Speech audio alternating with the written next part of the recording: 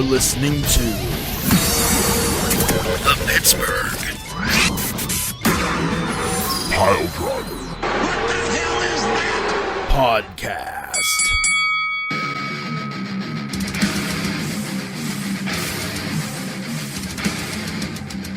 Fans of the Pittsburgh Piledriver Podcast, we've done it. We've made it. We have survived 2024. Now, the real test: can we survive 2025? It's never one of those things where it's like, all right, we did it. It's clear sailing. It's like, nah, man. Like every year has its trials and tribulations, and there's strap in. We made it through 2024. It's the beginning of 2025. Let's see if we can hang through another year without, sailing over the fucking side of the cliff. But on a brighter note, it is 2025.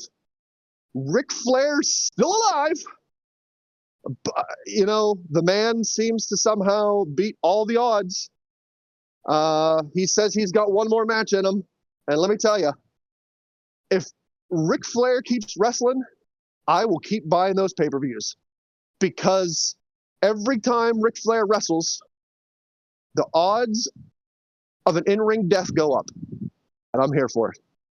I want to see Ric Flair go in the ring. And I want to see it. That's morbid. But you know what? It's 2025. Let's get wacky. Speaking of wacky, we've got a hot take for you to listen to. A take that honestly, I never thought that I would live to hear. So I'm sure you're going to be super interested to hear it. I'm sure it's going to be super entertaining. I'm very interested to hear it.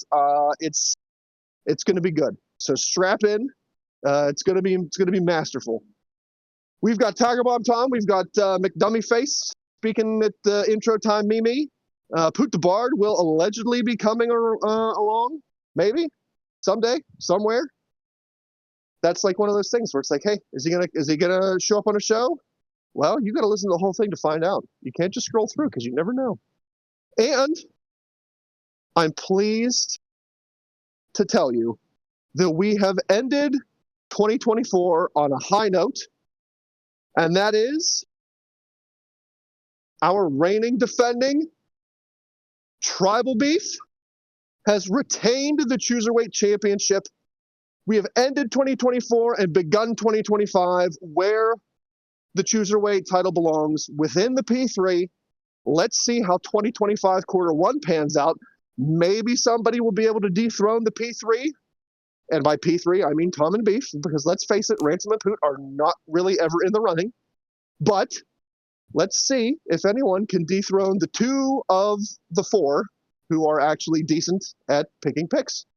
That's your challenge. Can you beat the P3 in quarter one of 2025? I hope you can, but I'm excited if you do. They What? can't. They can't. No, When I they said can't. forever reign, I meant it. Because it's a lot easier to win the belt than keep it. If you look at the last few years, retentions are at a premium. And your boy ain't releasing this title. Fewer things there are less things I know more about than the Rumble and WrestleMania. We're in my grand opus season. Oh. This is where I shine. Oh. You all had your chance to take me out in the fall, and you failed. I don't want to be So- I don't want to be the contrarian just to light a fire under Beef's ass, but Please Uh-oh. do. But at the beginning of 2024, it was myself who ended up the champ, which would have been right at the end of Rumble and WrestleMania season. Now, granted, I only had a quarter-long reign before I was ousted by, I don't remember if it was Pat or Dave. Whoever the hell Beef beat. I don't know. But What are those two jamokes? But Amber was in there too at some point in quarter in 2024. Oh my God, that's right. I forgot about that. I hate to we say need to- that. Like I forgot about that. We had history in 2024. There was question marks Well, besieging it. We're still yeah. not sure. Yeah. There's a couple side eyes. But nothing conclusive. Pat? While we're talking about it, I'll drop the scores on you because I can at least give you that. I can't give you satisfaction, but I can at least tell you how you did. I came at 194. Amber was close at 189. Pat was at 187. Bad at math, though, unfortunately. He was like, I don't understand how we didn't win. I'm like, well, it's because Amber was 5 points behind me, and you were 2 points behind her. Oh, I mathed wrong. All right, Pat. Don't talk to me about things. Tom at 171 was in there as well. Ransom, like it or not, you're in the discussion. You're at 158. That's not crazy far back. That's not crazy far back. 50s are way away from the 90s, so let's not go getting wacky. Well, yeah, but if you figure the last AEW event was worth 36 points, well, all I'm saying is, you catch fire in a couple events, you'll be fine. Poot is a new loserweight champion at 151. I don't pay attention closely to that lineage, but I'm pretty sure Scoob did have it, like legit had it. But he's lost it because he unfortunately missed an event, Yes. and that means that you cannot be qualified. For those of you that care about the loserweight title, you have to be in all events. So Scooby did. Yes, Scooby, you are correct. Scooby did have the loserweight title because he made his illustrious homemade title belt that was just a thing to behold of. It was like a glorious car wreck. Like, it's ugly, but you have to stop and look at it, and you just have to watch it. So sorry, Scoob. We'll be expecting that to be sent to Mr. Poot the Bard to the Dungeon of Clearfield at your earliest convenience via DHL or UPS, because fuck FedEx. DHL. Dave. Shit. Dave finished with 130. He also missed an event. And Scoob at 117. But the good news is, for all of you, we're back at 0. Right now, the chalkboard is erased. We're good. Everybody's back and even, except for we're really not ones up. Before I get into my rant, I just want to say a piece, Pete, because here's the thing. I have Impact on for the first time in months because football's not on. I have it on too. So Chris Bay got hurt a couple months ago, and they put up in the corner a QR code for a GoFundMe to support Chris Bay, which is awesome, great. But as opposed to throwing up the fucking QR code, TNA, how about you get into your fucking pockets and you help out somebody who has signed under contract? I realize that they're not the juggernaut that WWE is, and that they don't have Tony Khan, fuck you, Jim Crockett money. But I'm fairly certain it's a multi-million-dollar business. And they could probably go into their pockets to support one of their own. So, while I appreciate the attempt, and, I think it's a very good thing to do, also, you're his employer. How about you fucking, support him? Fucking independent contractor bullshit. Vince McMahon should be burned at the fucking stake. I tell you what, man. He's this whole fucking thing. Whenever I have better fucking health benefits than these people who travel the world 360 days a year and wrestle for more than half of them, my God, what the fuck's going on here? Anyway, that's not the rant. Here's the rant. Strap in, boys. Oh boy. So I don't know. I'm definitely not as fiery as I was Saturday night. Right. Whether it's the lull of the holiday season, whether it was the beatdown that the Buckeyes gave Oregon yesterday, I don't know. I've softened a little bit. Maybe it's cuddling my my little Mothman plushie here, like but I still feel it in my bones. The disappointment in AEW, because I have always been the guy. Like I feel like that's my lot in life. You guys, my other wrestling friends, the fucking squares kiss the square community. I need to be the guy who's an AEW White Knight and be like, you know what? It may not be for you, but you have to admit they do a great job at what they do. And I still feel that way. But Uh-oh.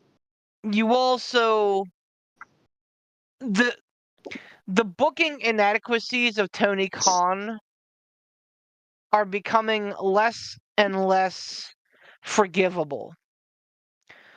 More and more disparaging, and just I I feel like he gives no fucks. I don't want to draw comparisons to He Who Should Not Be Named, but like I feel like there is a very high correlation there.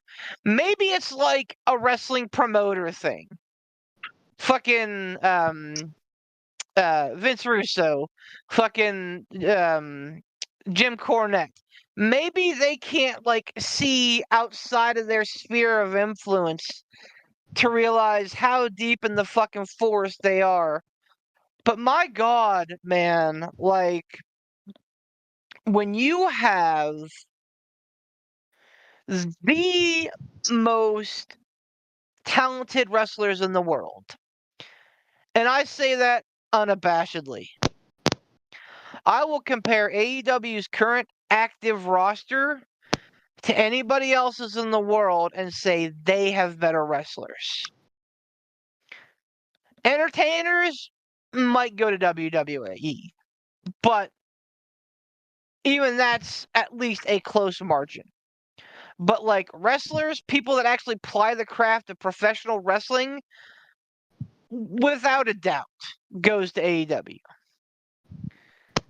When you have that kind of talent at your fingers, to continually fall into the same traps and make the same mistakes is just lunacy. So World's End was okay. Um, I don't know if I'll ever buy a World's End pay-per-view again. Apparently last year it was very missable. This year, like there were some great matches, absolutely, but like it felt like there was a lot of chaff in there too. So, I think that they're going to have to do a good job of selling me on the next one. I digress.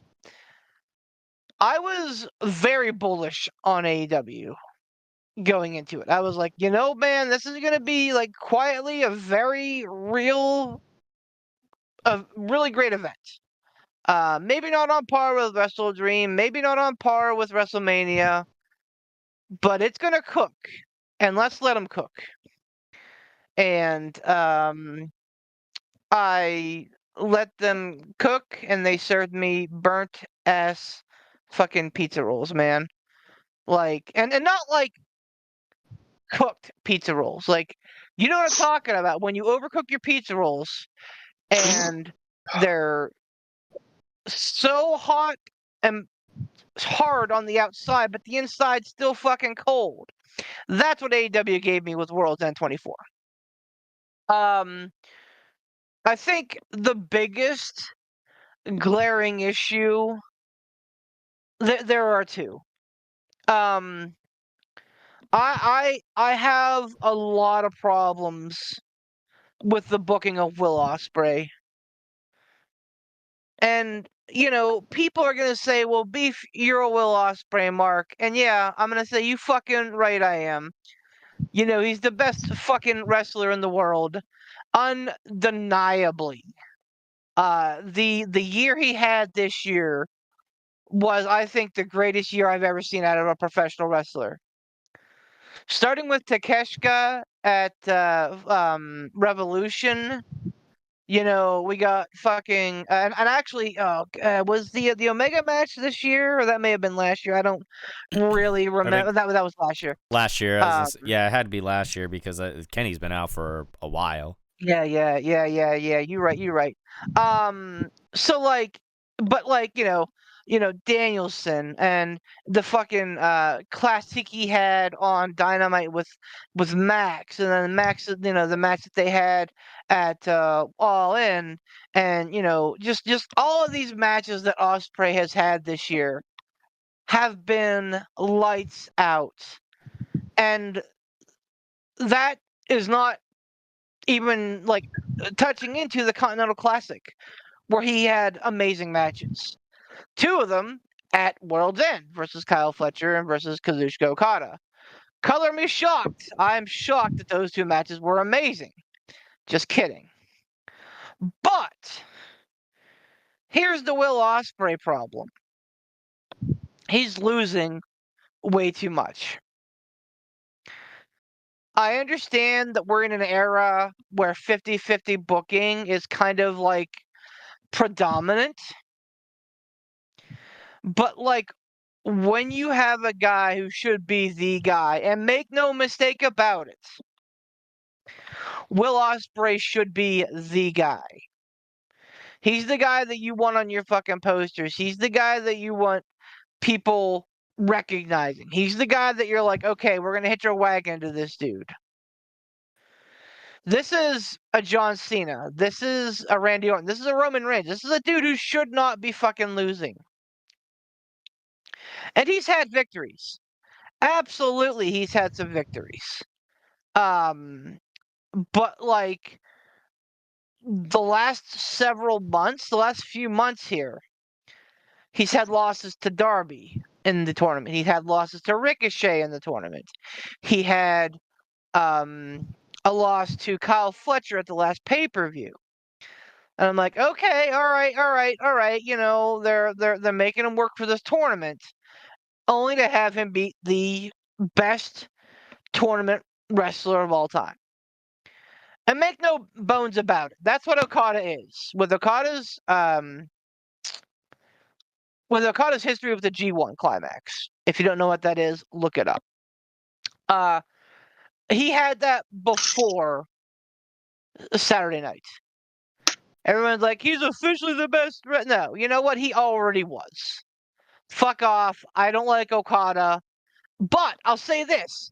Before Okada beat Ospreay, I actually put in our chat how much I loved this heel Okada and how much fun he's been, and that I was really leaning into it. And then I got lol, Okada wins. They had a chance to have Will Ospreay kind of get some of that clout back. Stop being the little brother to Okada. Beat Okada and take his place and say, I beat Kazuchika fucking Okada. Now I'm coming for Jon Moxley. And man, boy, was it just it was floundered. I can't think. I would compare Okada winning this year's Continental Classic to Cody Rhodes losing at WrestleMania 39. Oh. In terms of bad booking. And I know I could hear it already, but Beef, how did that turn out for Cody? Wasn't he even hotter at WrestleMania 40? I guess maybe, but we also had to endure another year of Roman the Terrible. I don't want to wait another fucking 12 months for Will Ospreay to get his fucking flowers, because with Will Ospreay and the hell that he's put himself through, being the best wrestler on the planet the last 2 to 3 years, and before that, ascending rapidly to that point. I don't know that he has a ton of time left. And I don't want this to be a fucking Bryan Danielson situation where they're like, okay, kid, here's your title. Oops, it's gone in 3 months. Well, at least you had it, right? Like, that's the fun of it. Like, no. I'm sick and tired of people getting their glory way too late. I think that Will Ospreay is the hottest wrestler on the planet right now. I think that the crowd buys into him. Everybody loves him. No, I have never heard a disparaging word about Ospreay other than the whole like trained acrobatic thing, the whole thing with him and Ricochet. Like, okay, if you want to call that a knock, that's fine. But realistically, like this dude, you paid him a bunch of money. He's the best wrestler on the planet. And I'll segue that into my next, and I'm going to truncate this last point here because I've been talking for a while. But this fucking Death Rider thing, it's been on life support the last 2 months. Fucking pull the plug. Just give up on it because it's not interesting. It's not fun. Everyone keeps says, oh, it might be going somewhere. It's not. If it were going anywhere, if Shane McMahon were to come in, that would have Oh. already happened. That would have happened fucking 2 months ago. And people hold out, oh, maybe it'll be at World's End. It wasn't. You know what happened at World's End? Moxley won by outside interference once a fucking again. You haven't seen the AEW title in like 3 months because he's been walking around with a fucking briefcase, my bad. I don't understand in what world, especially a world where you are changing venues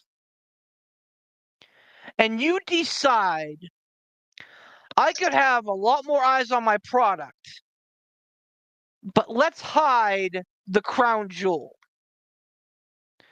Let's tuck away the AEW title. Because if I'm watching on Max and people keep talking about the AEW champion, I'm going to be like, okay, where's the fucking belt? All John Moxley got is the fucking briefcase. So let's fucking end it. Let's pull the plug. And let's not do it with Adam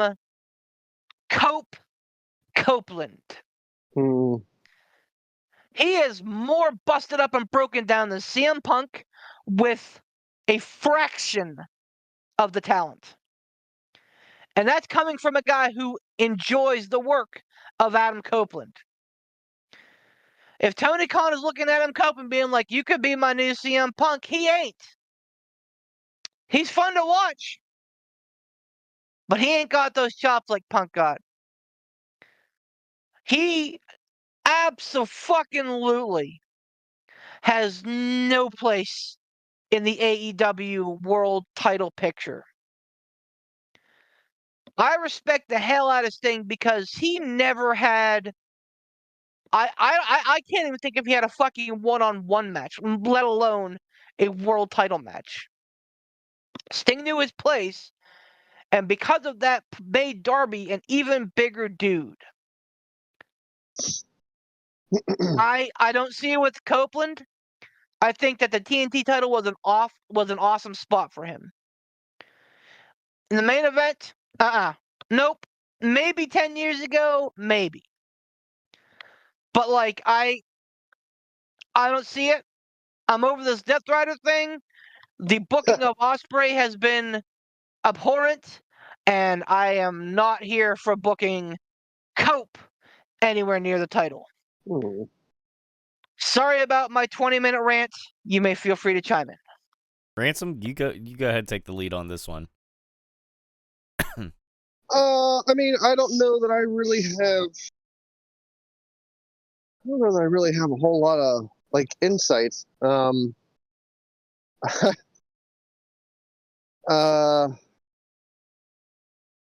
mean, other than like why Cope, like Why are we doing that? Like, why can't he be Adam Copeland? Like, we're shortening it to Cope. Like, I get it. He can't be Edge. So we're gonna shimmy down to one name and be Cope. I didn't. Sorry to chime in. I didn't know that was a thing. When did that happen? Wednesday night, last night. Okay. Well, I apparently missed that. And like, Yeah. the irony here is that I refer to him as Cope, but like, that's not a name. It's No. a nickname. He can be Adam Copeland. That's fine. If people want to call him Cope, that's fine too. But like, the placard should read Adam Copeland. When he's addressed, it should be Adam Copeland. Adam. Yeah, I I'll mean, even that's settle for like an occasional Cope. But like, that's a dumb fucking name to It be is. like, this is my gimmick now. No, your Yeah. gimmick's an old washed up man. You're washed, Edge. Go Oh. home. Oh. Yeah, I mean, it's kind of like taking John Cena and shortening it to Scene, or Randy Orton and calling him Ort. Like, if you're unable to use the moniker that you've used previously and you're going to use your real name, use your real name. Like, there's nothing wrong with that. Use your real name. I don't know. Like, I don't understand the rationale behind it. Is it too long? I mean, it can't be. You've got Kenny Omega. They say that name. Will Ospreay. Os. Nosuke Takeshita. Yeah. So it's not like, well, we've got to shorten it because it's too long. Like, no, man, you got people in there that you use first and last names all the time. Like, it seems unnecessary, and I've always been, and again, this is personal preference, but I've always been one of the people to think along the lines of, like, if it's unnecessary, why do it? Why do it just to do it? Like, I don't know. I don't see a need to do it. Like, call him something else. If you don't want to call him Adam Copeland and you can't call him Edge, like, call him something else. I don't know. It's not, again, in the grand scheme of things, it's not that big a deal, but it just seems unnecessary. It's dumb. But like, to me, that's like the cherry on the big dumb sundae they made in the toilet bowl. Like, okay, you want to do that? That's fine. And have him, like, face off against some of the upper mid carders. Cool. But you want to do that and also throw him in the main event picture? Like, okay. And I have a real strong premonition. Because, like, and I'm sorry, Tom, I promise I'm going to let you speak. But, like, once he came out at the end of World's End, I was like, okay. And then they cut to Christian with his fraud in the bank contract in the seats. No, remember, it's withdrawal like, at the ATM. Oh, right, withdrawal at the ATM, my bad. He's clutching it to his chest like a child. And I'm like, there it is. There's your fucking story where Copeland beats Mox to save AEW, only to have Christian take the title away from him. Son of a bitch. So like, I have more issue with that than with Adam Copeland's name. Like, and I'm sure people can argue against what I'm going to say, and that's fine. Again, I'm not as dialed in to AEW as other people are, but like you said earlier, Beef, when you have a roster that is arguably, or maybe not arguably, the best wrestlers that are currently performing, why are we having an old head like Edge, who is probably going to take the title, then feud with another old head like Christian for the title when you have all these other hot, young, very talented wrestlers who could carry your company's belt? I am not necessarily opposed to having old heads in your company. Compete for mid-card titles, fine. Be there to help elevate younger talent, fine. But like, and I don't want this to be, a comparison of AEW and WCW, but man, when you look back at WCW, you had all the old heads from WWE come in, and they were old heads at the time. You had Nash, Hall, Hogan. Like, these guys came in, and here's Hogan, world title. Here's Randy Savage, world title. I'm a big Randy Savage fan. Don't get me wrong. I think he's probably one of the, the best of that generation. He was clean and crisp in the ring. His mic skill, he was fucking insane and entertaining as hell. But at the same time, you took all these old guys from WWF, and those were the guys that were carrying your belt. And AEW now has more capable, young, athletic wrestlers than I think WCW did at the time. So I can give WCW a little bit of a pass over AEW because they did, WCW didn't have wrestlers the quality of Kenny Omega and Will Ospreay, etc. I don't like the idea of, okay, big title, main title, it's Adam Copeland's the champion, and he's facing Christian. These two guys, old WWE guys, these aren't like young guys who left WWE and went to AEW and that are fighting for the title. I'm fine with that. That's fine. They're young guys. They have a full career ahead of them. I don't understand why the need to put your main title on old heads. It just, I don't know. Again, other people might be fine with it, and that's fine. It bugs me, especially when you have the roster of talent that AEW has. Like, put the title on the young guys, man. Edge don't need the title.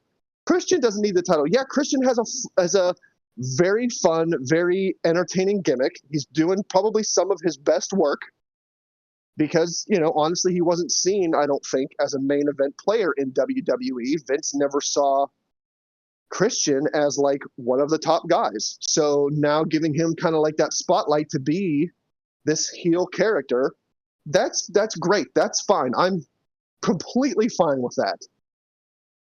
I don't think the AEW world title needs to be involved in it though. You're taking away prime opportunity from young guys in their prime for these old guys. And I have the same problem with WWE. Like, this is not an AEW only issue that I take. I take the same issue with WWE. Back in the day when the NWO came back to WWE and then Hogan did his face turn and he was Hulkamania red and yellow again. They put the undisputed title on him. He was 400 years old at that point when they put the title back on him. It was unnecessary, and I don't think it was needed. The Rock, my Lord, if I never see The Rock wrestle again, I can die a happy person.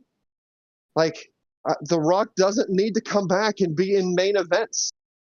And sure, The Rock maybe not in the same class as Adam Copeland, because, like, it pains me to say it because I am a big Edge fan, but, like, The Rock, I believe, attained a level that Adam Copeland never has and probably won't. But I still don't want to see The Rock come back and wrestle. There's young guys on the road all the time that can have that limelight. The Rock doesn't need it. Adam Copeland doesn't need it. Christian doesn't need it. So I don't know. I don't like that. It feels real WCW, and I hate to see AEW kind of veer off the exit into WCWville. Like, that's not a place I want to see any company go to. TNA tried it, man. It didn't work. It wasn't good. I don't want AEW to fall down that same path. Well put. Tom? So part of the biggest problem that I have, and this goes for anybody, doesn't matter who it is, but I notice it more so with AEW just because I would say for for almost the type of wrestlers they have. One of the big things, and this is not a knock on specifically these types of matches or these types of wrestlers. A lot of spot fest stuff. We said it before where like AEW at times feels just like a super indie show. Like there's a lot of times where they could benefit from taking a minute, letting things breathe, people registering and selling more. Like, not taking, like, 2 or 3 moves in a row and a fucking Canadian destroyer and kick out at 2. Like, come on. And the false finish after false finish after false finish. I get it, like, it builds excitement. But in the long run, it destroys the credibility of some moves. Because, like, people really, if you're going to try to garner crowd reaction, you shouldn't do it just based off the moves. Not just the moves. And now I will use somebody's name that Ransom brought up. While I agree with Ransom, I don't want to see, don't want to see Rock come back and wrestle again or anything like that. I'm sure we're going to get it here at the end. Because, honestly, let's face it, like, he's a megastar. And he's going to draw money. He's going to put eyes on the product. But you got to also make sure to use the people the right way. So, like, Rock doesn't need to be winning any matches. Rock needs to be putting over Roman or putting over Cody, or hell, even, putting over John Cena on, Cena's way out and stuff like that. But you could argue that either way. But however, so again, don't have a problem with people that are part-timers or, legends in from any company coming in and, having some time, as long as they're being utilized in the right way, as long as they're being utilized to help put over the younger generation, the talent that is going to be there full time, the talent that is going to continue to be putting food on the table for everybody for years to come, a la a Roman Reigns, whether you completely liked or disliked, everything that went on with the bloodline, it made fucking money. And at the end of the day, that's what they're there to do. But look at what happened whenever you had that Rock Hogan match way back when. They stood there in the ring, they had the crowd in the palm of their hand, and they didn't have to do a fucking thing.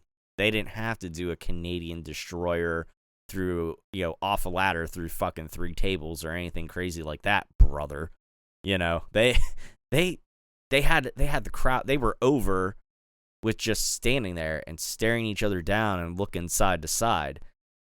And I know that AEW, when they initially started, prided themselves on being an alternative to WWE. But there is a reason why WWE has succeeded for as long as it has and has become the global juggernaut that it has. It's because they've made good business decisions. And I feel like that's what Tony Khan needs to do, is he needs to get out of the fanboy mindset of, the fantasy booker that he is, and he needs to start making some more, like, hard business decisions. He needs to surround himself with a team of people to help make these decisions, as far as booking and everything like that. And the other thing is like, going back to a point. I will come back to Tony. Sorry, my ADD brain is jumping around here. So bear with me. When I said about not popping for a move, there's a really good example of that. Who remembers 205 Live? Sure, we all do. Who was invested in 205 Live? Anyone? Bueller? And that is my point right there. And I said this before, like 205 Live, visually impressive, athletically impressive in the ring.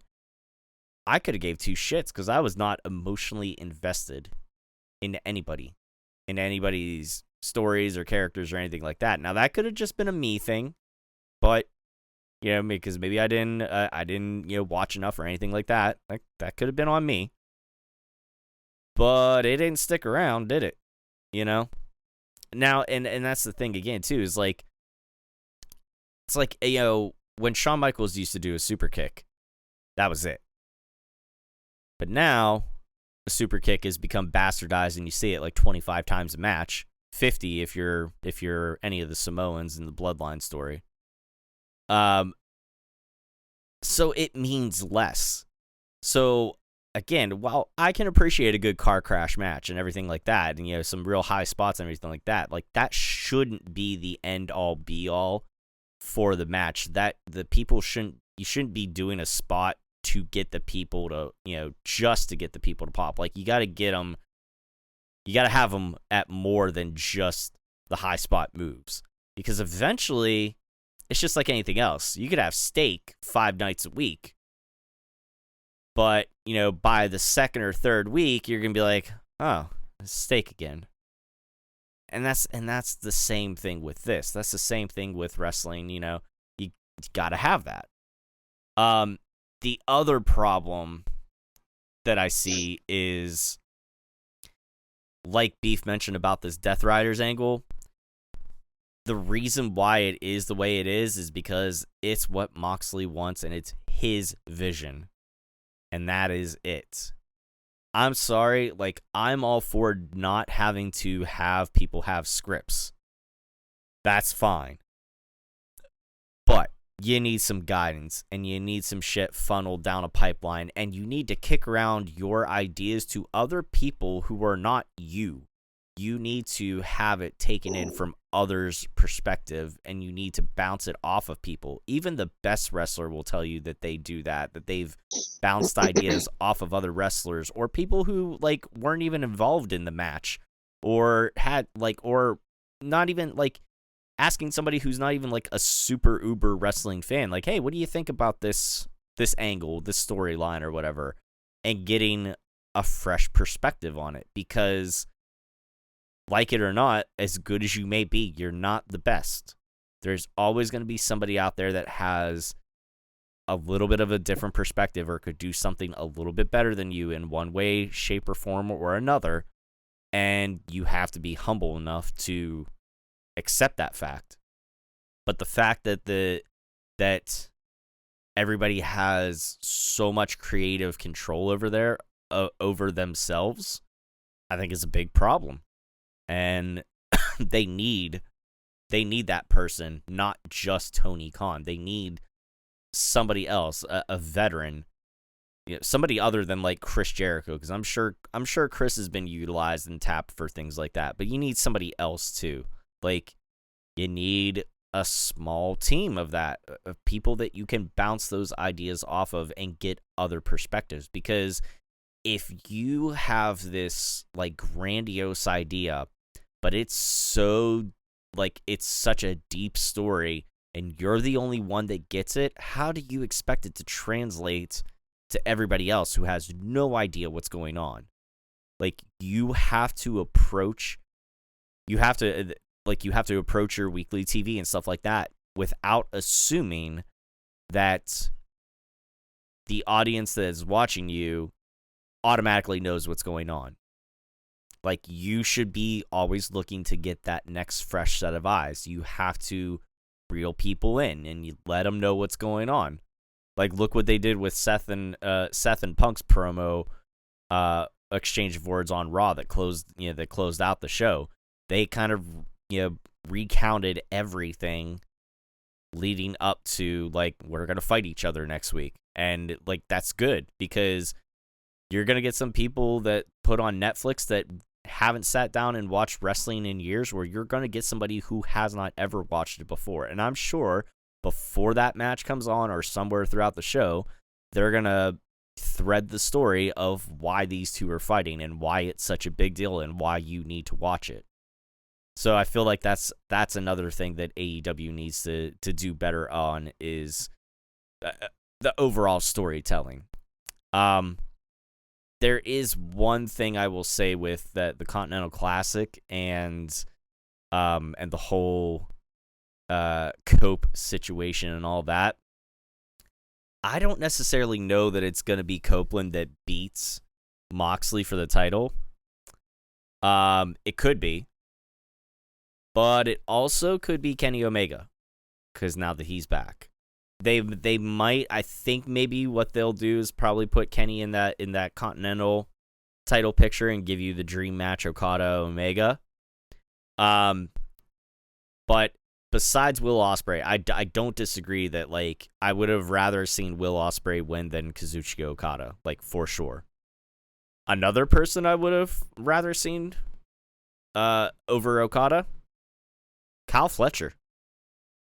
Because him and Will Ospreay should be the dudes that you are focusing on and centering the long term and building them up. You know what I mean? Like that, those are the guys. Like, you're not wrong. Like Ospreay for sure, and especially with his type of style, like you need to do that because you have a limited time frame. Because eventually you're gonna get to be like Jeff Hardy's age. You're gonna still be trying to do some of the shit that you're doing, and you're gonna look like you're half a step behind, like a Chris Jericho or anything like that. Which I love you, Chris, but man, come on, like. If I never see Chris Jericho attempt to do the lion salt ever again, I could die a happy man, because it's time waits for no man. It doesn't, and that's, like I said, that's the thing.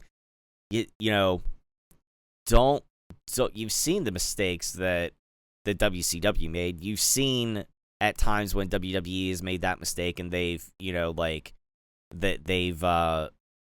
pushed somebody that's older or whatever instead of focusing on making the new talent or anything like that. I mean, thankfully, we have NXT. We didn't have that 20 years ago. I mean, essentially, we only got it just about a decade ago. But before then... No, they had FCW. Well, okay, but what I'm saying is, on a more... You had FCW, but it was barely a thing. Like, it was there. Like, OVW...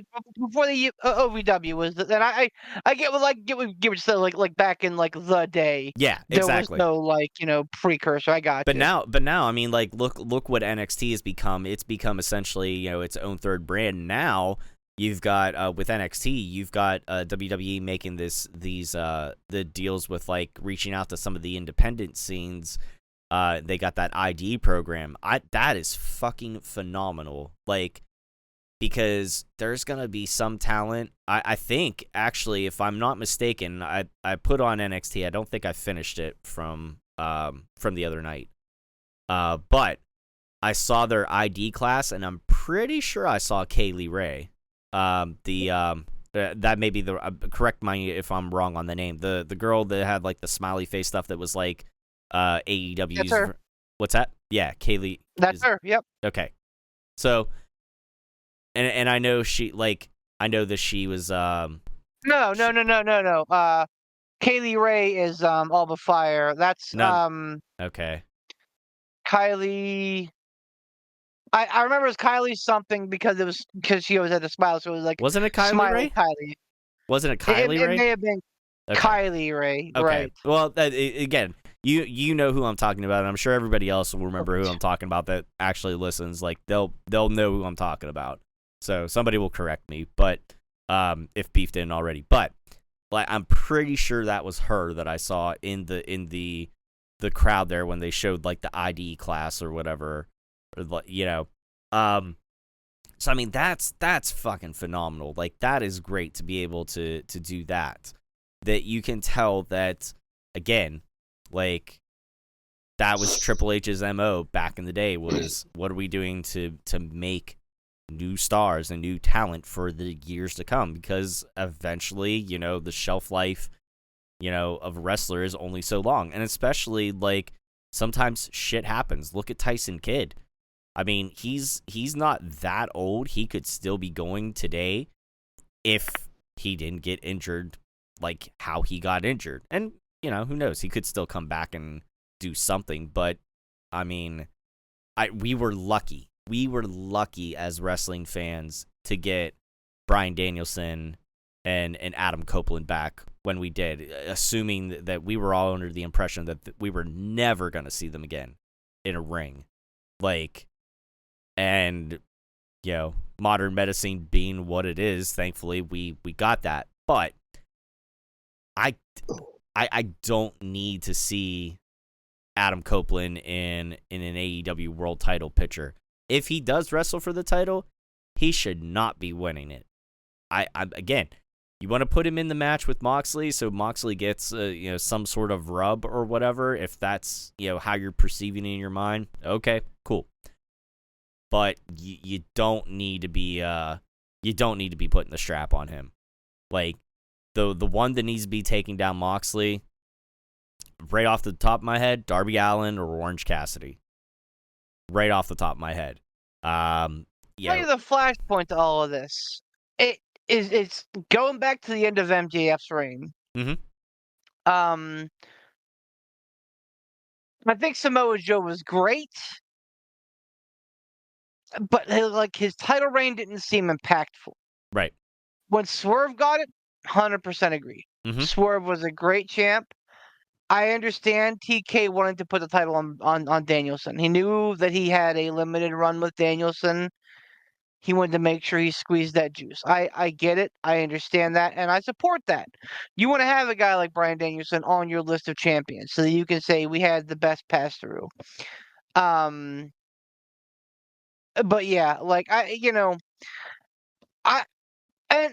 think it's top down, honestly. I'll say this. I don't think it's a psychology issue. Because again, I think that what AEW's been great at has been giving you different tones in every match. And I think that that's kind of slowly starting to get stripped away a little bit. But if you look at Chris Statlander and Mercedes Moné, that had a ton of psychology in it. Oh, that was great. I loved that match. I loved it. I don't think it's a psychology issue, like a no flips, just fist kind of thing. I don't think that's a problem. And I'm a big technical wrestling head. I love technical wrestling back in the day. But here's the thing: when I was watching Ric Flair and Ricky Steamboat, I'd fall asleep. I never watched the Iron Man match because it's too long and nothing happens. I watch Brett and Austin because it's a hot double turn. In our mind's eye, we think about these great matches and they're classics. But if you put them on, they were kind of snoozers till the last 5 minutes. So I don't mind. It can't all be that Japanese style. Exactly. That's what I'm saying. It's mix it up. Mix it up. They definitely need to balance it up a little bit more than they have been. Absolutely. Right. That's what I mean. They could stand to use a guy like Zack Sabre Jr. I think if they brought Zack Sabre Jr. in, and I know, why add more to the fucking war chest? But he's a dude, especially since you lost Danielson. He's a dude that fits that exact same mold. The tactician, I can wrestle circles around you because I'm the best in the ring at what I do. I think he'd be a big get. From the sounds of it, allegedly, and who knows who's working who anymore. He says Zack Sabre Jr. wants to end his career in Japan. He says that he's at his pinnacle. This is what he wants to do. This is where he wants to be. But again, who knows what's a fucking work, what's a fucking shoot anymore. It's honestly top down. I think if they were in a better place with their world title, if we were seeing Swerve and Lashley in the world title hunt, that being and Mox and the Death Riders doing something else, I think I'm a lot more forgiving of Ospreay eating that pin. Understanding that, okay, well, clearly this is a vehicle for Omega versus Okada. Cool. But like since like the world title picture is so encompassing.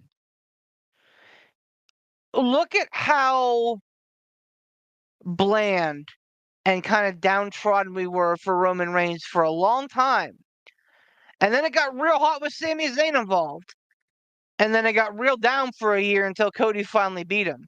And now, look at how kind of like blasé we are with Cody's world title reign. Like, that's important.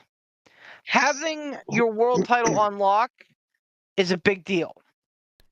It's more forgivable, I think, in WWE because you're going to give them the rope to hang themselves with. Because we've seen them at their worst. And now we're seeing them on the upswing again, and we're like, okay, all right. I wonder, I'm hoping this is AEW bottoming out. Hopefully the Death Rider thing is over sooner rather than fucking later. And then we can start getting the guys like Swerve back in the picture. Yeah. Jay White, Hangman, Darby Allin, absolutely. I don't see a place in the world title area for Orange Cassidy, but I think that the international title is a great spot for him. I am a big, big, big, big fan of the international title. If there's one thing that AEW is doing better than WWE, it's the international title, the workman's title. Like when Orange carried that, he had great matches. Osprey carried it, great matches. MJF turned into the U.S. title, and it was fantastic, great angle. Now fucking Takeshita has it, great matches. It's like on par with the NXT North American Championship, which I have gushed about on many occasions, being the BMF title, Right. being like if I get to pick one match as a weekend to watch, it's going to be the NXT North American title match. So like there are options. The last thing I want to kind of mention about AEW because there is a bunch of the WWE stuff to talk about. The debut on HBO Max, I feel like did not do them any favors. Clarity wise, the picture was way better. Audio wise, it's fucking amazing to be able to hear the AEW theme songs. They got some bangers. Like, let's fucking hear them. That's been one of my biggest gripes since day one is that you can't hear the theme music if you're not in the arena. So wait, now Therefore, are yeah. you're saying so you did get to watch it on Max? I did. Okay, gotcha. Bits and pieces. But like when I was watching it on Max and I could hear it, I was like, holy fuck, there's entrance themes. Okay, gotcha. And like that's the other thing is like with AEW, because you can't hear the entrance themes as well on TV, like when an entrance theme hits, people are like, huh? Who's that? Outside of like Omega and fucking Mercedes Moné. Like those are the only two and Osprey. Like those are the only themes that people like really know. Now I think that there's a chance of, that changing.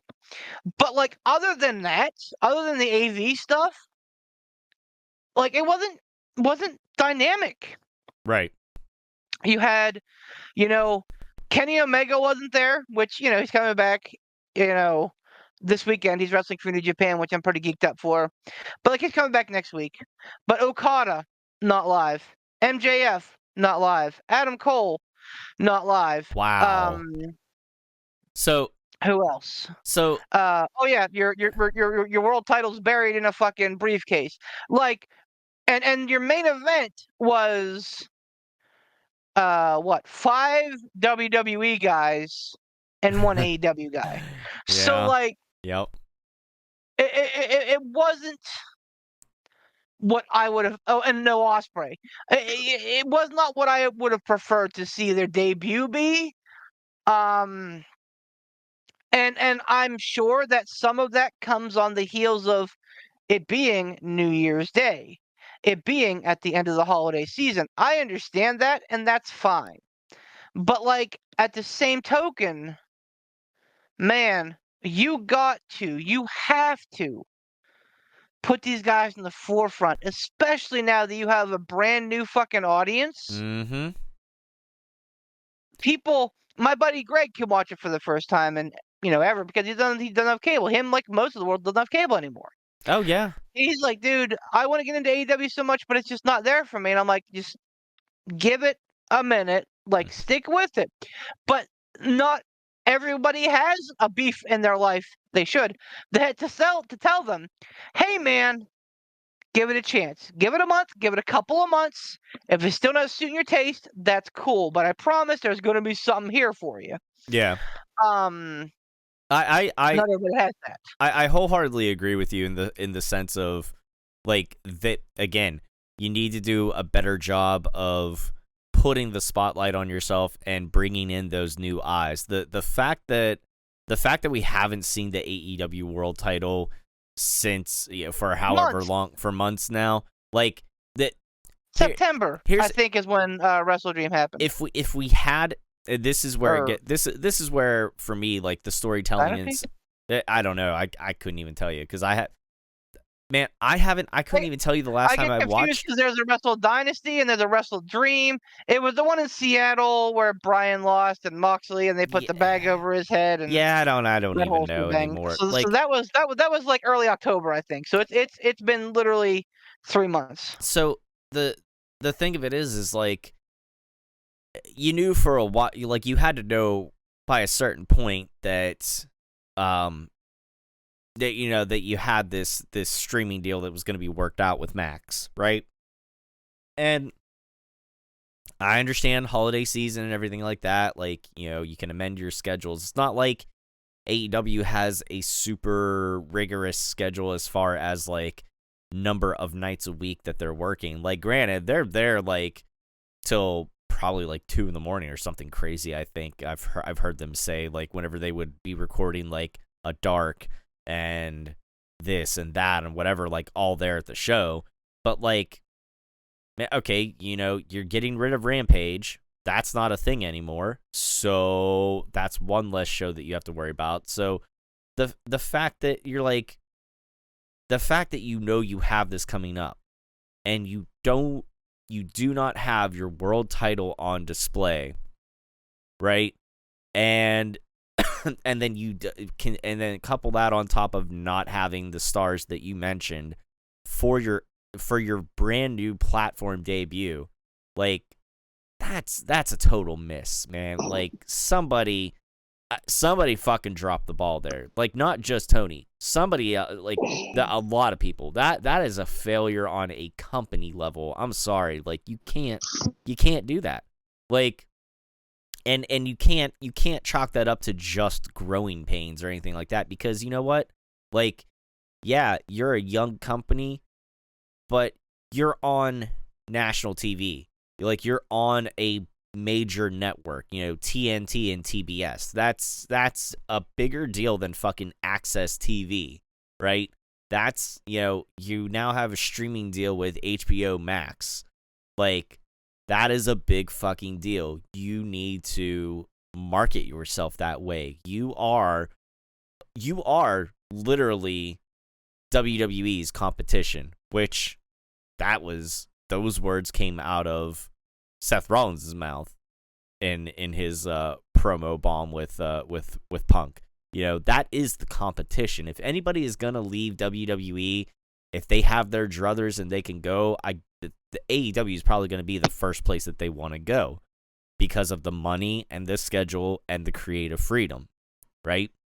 So the fact that you missed out on those marketing opportunities there for yourself, with your debut on the Max streaming platform, man, like come on, you gotta do better. You gotta. Now, I will say I'm looking forward to being able to watch it as well too. And the fact that like now with the having the Max app, like getting the pay-per-views on there too, not having to pay like $40 or $50 for a pay-per-view, like that is gonna be nice. Yeah, and again, like I know that it feels like it's been like 50 minutes of doom and gloom. And it kind of has been. But like I feel like we've had those times with WWE in the past 2 years too. Oh, absolutely, we have. And we got a wonderful like event in WrestleMania 40 where like everything just came together and it was perfect. For 2 nights, it was perfect. So like I think we're all ready for AEW to get back to where they were in 2019, in 2020, in 2021. And I think it has to start with Tony. You said something, Tom, that made a lot of sense to me when you were talking about bouncing ideas off of people. Mhm. Like everything sounds great in an echo chamber. Yep. Like that's why you sound good singing in the shower because you're hearing the reverberations. Like, but you need if Tony doesn't want to surrender booking, that's not something that we have any control over. Right. He's the owner. He's got more fucking money than Jim Crockett, so fuck it. He doesn't have to deal with that bullshit. Like he. Did you say that? Did you say that with your eyes wide open, not blinking? I did. Okay, I did, good. and then I looked around the room for 5 minutes. Good. I he's gonna do what he's gonna do. Right. I just hope that he or someone close to him can say, Tony, let's have some advisors here. People to help, not to take the reins, but people to help. Right. And God help me for the words that I'm about to say. But I think the company was run better before Brawl Out. Back when the fucking, the Elite actually did stuff, I think that it was a better product. And ever since then, since Tony has taken the Iron Fist approach and being like, nope, I'm the guy now, I think it's suffered. So yet another casualty from Brawl Out. Ransom, what you got to get the final thoughts for me here with AEW here? Tom and I have been yakking it up, so Yeah. pinball that back in. Honestly, I think, and look, I don't want to invoke the Voldemort clause here, but I'm going to do it. Tony Khan, for all of his positives, is no Vince McMahon. We cited a lot on Vince McMahon, but he had a brain for wrestling. Triple H has a brain for wrestling. Tony Khan, I think, has the passion for wrestling. I think he has the fandom for wrestling, but I don't necessarily believe that Tony Khan has the it factor when it comes to booking. I don't necessarily think that Tony Khan should be removed from booking altogether, but I think he needs a team. I don't presume to know what goes through Tony Khan's head, but I almost kind of have this feeling that Tony Khan was like, well, Vince can do it, I can do it. And I don't believe that to be true. While Tony Khan has some great ideas, I think Tony Khan has a vision of what he wants. I just don't think Tony Khan, the booker, is quite solidified yet. I think he could probably get there, but until he does, I think Tony Khan needs a team. He needs a booking team. If he's going to be the head, fine. If he's going to be the be-all, end-all, he's going to have the final say, fine. But Tony Khan needs a team. He needs to be able to have people that he's surrounded by, not active wrestlers, because I still am a fervent believer that active wrestlers should not be involved in booking. because that winds up with more potential problems than more potential benefits. So I think Tony Khan needs to get himself a team of writers, bookers, whatever. And there needs to be spitballing. There needs to be ideas that are bounced off the wall. And if Tony Khan has the final say, fine. I just think that maybe AEW's detriment at this point is the fact that Tony Khan is doing the booking. And while there are some really good ideas, there are also some really bad ideas. If he had a team in place that knew wrestling, knew the product, knew how to write, and knew how to book, if he could surround himself with those people and have those people in place to say, all right, I think this is a really great idea, and I think this is a really bad idea, we might see a better product in AEW. I just don't know that Tony Khan has what it takes at this point to be the sole booker for his product. Remember, like when the WWE was hot-ish, apparently, allegedly, like Vince was not the booker. Vince had people doing it for him because Vince was never a booking guy. Vince was a business guy. Vince understood business, and he grew up in wrestling, sure, but like, he let people handle that until his ego got to be the size of the fucking state that he lives in, and was like, I can do it all. Like, I think you're right. That's where you saw the product in WWE start to go downhill. But like, I Tony think Khan, again, great businessman.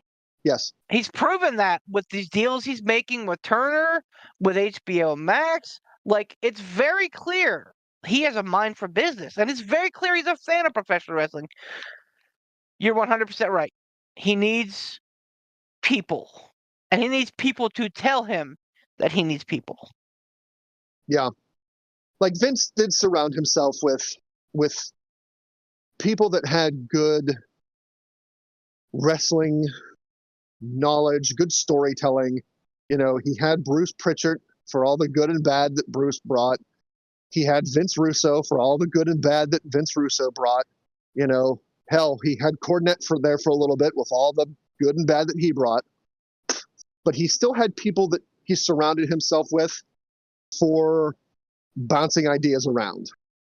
And I think Tony Khan needs that. Tony Khan needs that team, that writing team, that booking team.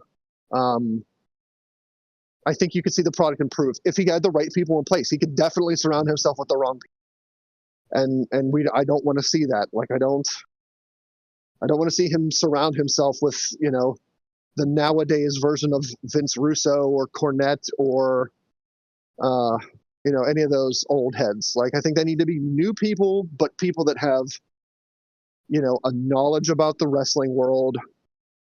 And hell, even if he gets former wrestlers that were successful in the business that are now actively retired, I'm fine with that. I have no problem with wrestlers doing booking or wrestlers being writers. I don't want them to be active because I just... Can I throw a name at you real quick? Yeah. What about Freddie Prinze Jr.? Absolutely. He was a writer. He was a writer for WWE. He was with SmackDown for a few years. Long time. And he has experience in the other side of it, the entertainment side of it. Yep. I think that he's a dude that could absolutely, help out in that arena. Yeah. Definitely. But yeah, I think that's what AEW is lacking. AEW is lacking that writing team. Tony Khan needs somebody at this point. If Tony Khan spends some years with a writing team and learns and then decides, you know what, I don't need him anymore because he has that knowledge, okay, then you don't need bookers at that point. You don't need a team at that point. You can handle it on your own. But as it stands right now, I don't think he's got it. I wholeheartedly agree. And yeah. Again, not necessarily doom and gloom. We try to bring out some bright spots, and I think that it still could be headed in the right direction. I'm just not as certain as I was, a week ago at this point. What I am certain of is that we're in Rumble season, and that's a special time of year. Yeah, can we do some Rumble talk? Absolutely. I guess right now, who do you see as not who you want, but most likely to win the Rumble? Who's that guy that you're like, yeah, this guy has the best shot to win the Rumble and do something great? Go ahead, Tom.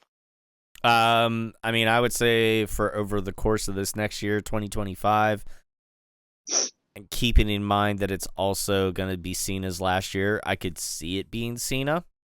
I could also see it being CM Punk if they were gonna, if they want to go that route and have Cena beat Gunther, have Punk beat Cena, or anything like, have Cena beat Punk. So I mean, it could be Cena. Could be Cena, could be Punk. I would like to say KO, but he's already facing Cody at the Rumble, for the title. So there's not that, despite whatever leaked Rumble scripts you might have seen online. Calm your tits, internet wrestling community. Calm them. Okay, Hakuna your Matatas for a moment. Pump the brakes and use your brain. Not everything you see on the internet is true, but honestly, a young if we're gonna go with somebody that's maybe like somebody who hasn't been on the roster as long, I could say Braun Breaker. That's a pretty easy one for me to take. I feel like I should be able to come up with more, but those are the ones that jump off the page at me right then and there. What do you think there, Beef? So are you asking me for if I had my druthers? No. Or who I think? I'm asking, so, I mean, I guess a little, I want both. Tom gave me both. Like, who would you like to see? And then, regardless of what you want, who do you see as most likely?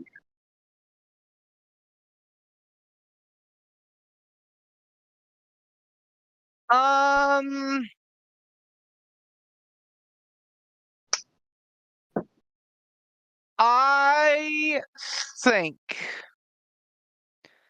the most likely scenario at this time would be CM Punk winning. Right. I He hasn't won reserve one, right? that he has not. No, he Okay. hasn't. And I think it's the one thing that he needs to cross off his bucket list. Yeah. Like his Hall of Fame resume. That's what I was touting last year. Obviously, being a big Punk guy myself, that's kind of where some of my hope is too. However, John Cena has got to be a favorite too.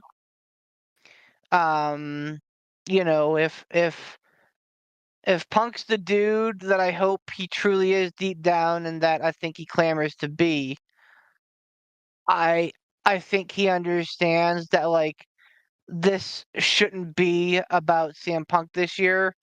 This year should be about John Cena. And like if there are some interweavings with CM Punk involved, awesome. But I mean obviously Cena's a big time dude. Who will be remembered always for everything he's done. Now, that being said, If Cena wins, that would put him at 3, Deservedly. which at this point, is rarefied air. There's only one person in history who's won 3, Stone Cold Steve Austin. All the other greatest of all times have only won 2. Hogan, Michaels, The Rock, for now, Stop it. Triple H, Don't Batista, don't ruin Ransom's birthday. I think Edge. Yeah. Edge has won 2. Orton, Reigns. So like, actually, Reigns may only have won 1. That's interesting. Feels like he's won like 5. Yeah. So like, you know, I understand both sides of that. So like, if it's to be that's the case, like I'm fine with Cena winning. Again, to me, my perfect scenario is, Punk wins the Rumble, beats Gunther at WrestleMania, Punk gets his Royal Rumble win, he gets his WrestleMania moments. Awesome. Punk carries it into the summer where he faces John Cena at Money in the Bank, and John Cena gets his win back from CM Punk at Money in the Bank. Like, to me, that's a story worth telling. That's a story that has roots from eons ago. Um, so I would not want, because everybody's like, "Oh, Cena should win the world title in his last WrestleMania." Like, let's remember, Cena's with us all year. Yeah. Let's not blow our load early.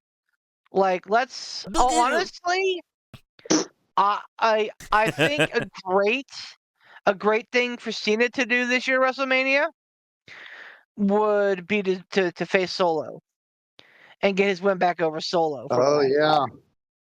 I think that would be a good place for Cena. Maybe even, dare I say, putting over Solo again. You know, um, I again, if it happens, John Cena's the winner. That's fine, cool. I support this. I get it. He is one of, if not the greatest of all time. Cool. I appreciate John Cena way more now than I did a decade ago. And, I'll say it again. I'm all for giving people their flowers while they can still smell them. So let's, if that's the road we want to go, cool. I have this knot in my stomach, though, Just think about what you're going to do here, that tells me that The Rock's going to win. motherfucker. I just Kill you. like the whole Rock and Cody thing from last year is still hanging in the air like a big dark cloud.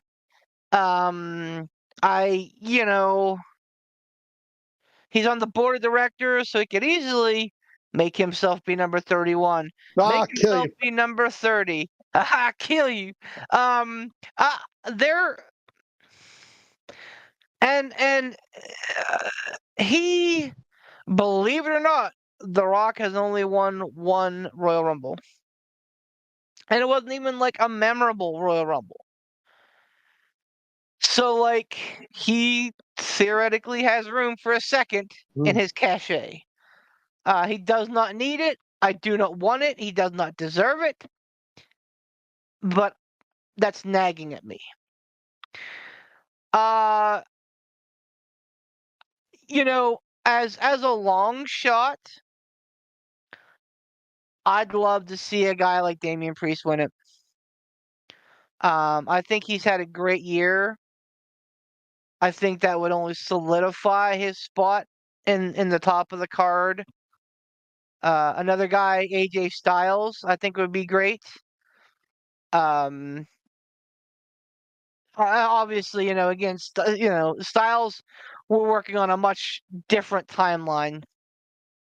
And just because it's a Cena retirement tour doesn't mean that we can not let guys like Punk and AJ have their time, because they're on borrowed time too. Make no bones about it. They're both like getting on to where we never know when it could be their last match. So like I think that AJ Styles winning one would be great. Honestly, I this year care a little bit less about the winners and a little bit more about the involvement. I think last year's Rumble was very blah. Um, I'm not gonna say like the worst of all time because man, there have been some real bad Rumbles. But like last year did nothing for me. Last year had the return of Andrade, which we all saw coming. Last year had Carmelo Hayes and Braun Breaker, who were technically in NXT, but also had been exposed on the on the main roster before. It also included Omos, Pat McAfee, JD McDonough, R-Truth. And I love R-Truth. It's a great spot and all, but like, the last 10 I think is again rarefied air. He probably shouldn't be there. There was I think a lot of wasted effort in there. So I want, and I won't say I require surprises. I think it'd be real fucking top notch if we got Joe Hendry. Yep. Whether or not that's a feasibility, I don't know. There's a possibility that he wins the title on January 19th. So This is true. there's that'd be a big rub. And I think that he's still in the zeitgeist enough to be exciting. But like last year's women's Rumble was way better than the men's. Yep. So like, give me excitement. I don't want a bunch of stupid fucking jobbers out there. Give me guys who can actually compete and win, and I think it'll be a success. What about you, Ransom? Who do you think's gonna win? Who do you want to see? Any bad feelings from you? You got any vibes? Well, I mean, start off with bad feelings. I'll kill you. I can't. There's You got a fat neck, boy. you got a pocket sand. There is a negative 400% need to have The Rock even in the Rumble. Forget The Rock coming out at 31 or 30 and winning. There's not even a need to have him in the Rumble. No. Unnecessary. There's no need for it. There will be a Hall of Fame and historically celebrated freak out. You guys can stay for the rest of the pay-per-view. I'm going to bed. Rock's music hits, I'm out. Good night. Tara can see you out the door. I'm done. 700 milligrams of melatonin into me. I'm never waking up again. Let's not do that. Let's not do that to me. I'm already a questionable status as far as my physical and mental health go. Don't do this. Like, this will push me over the edge. Good night. I mean, you guys kind of nailed it on the whole, like, who do you think could win? Braun, Damian, Punk, Cena, AJ. I mean, that's a nice smattering of people that have a real good shot at winning. I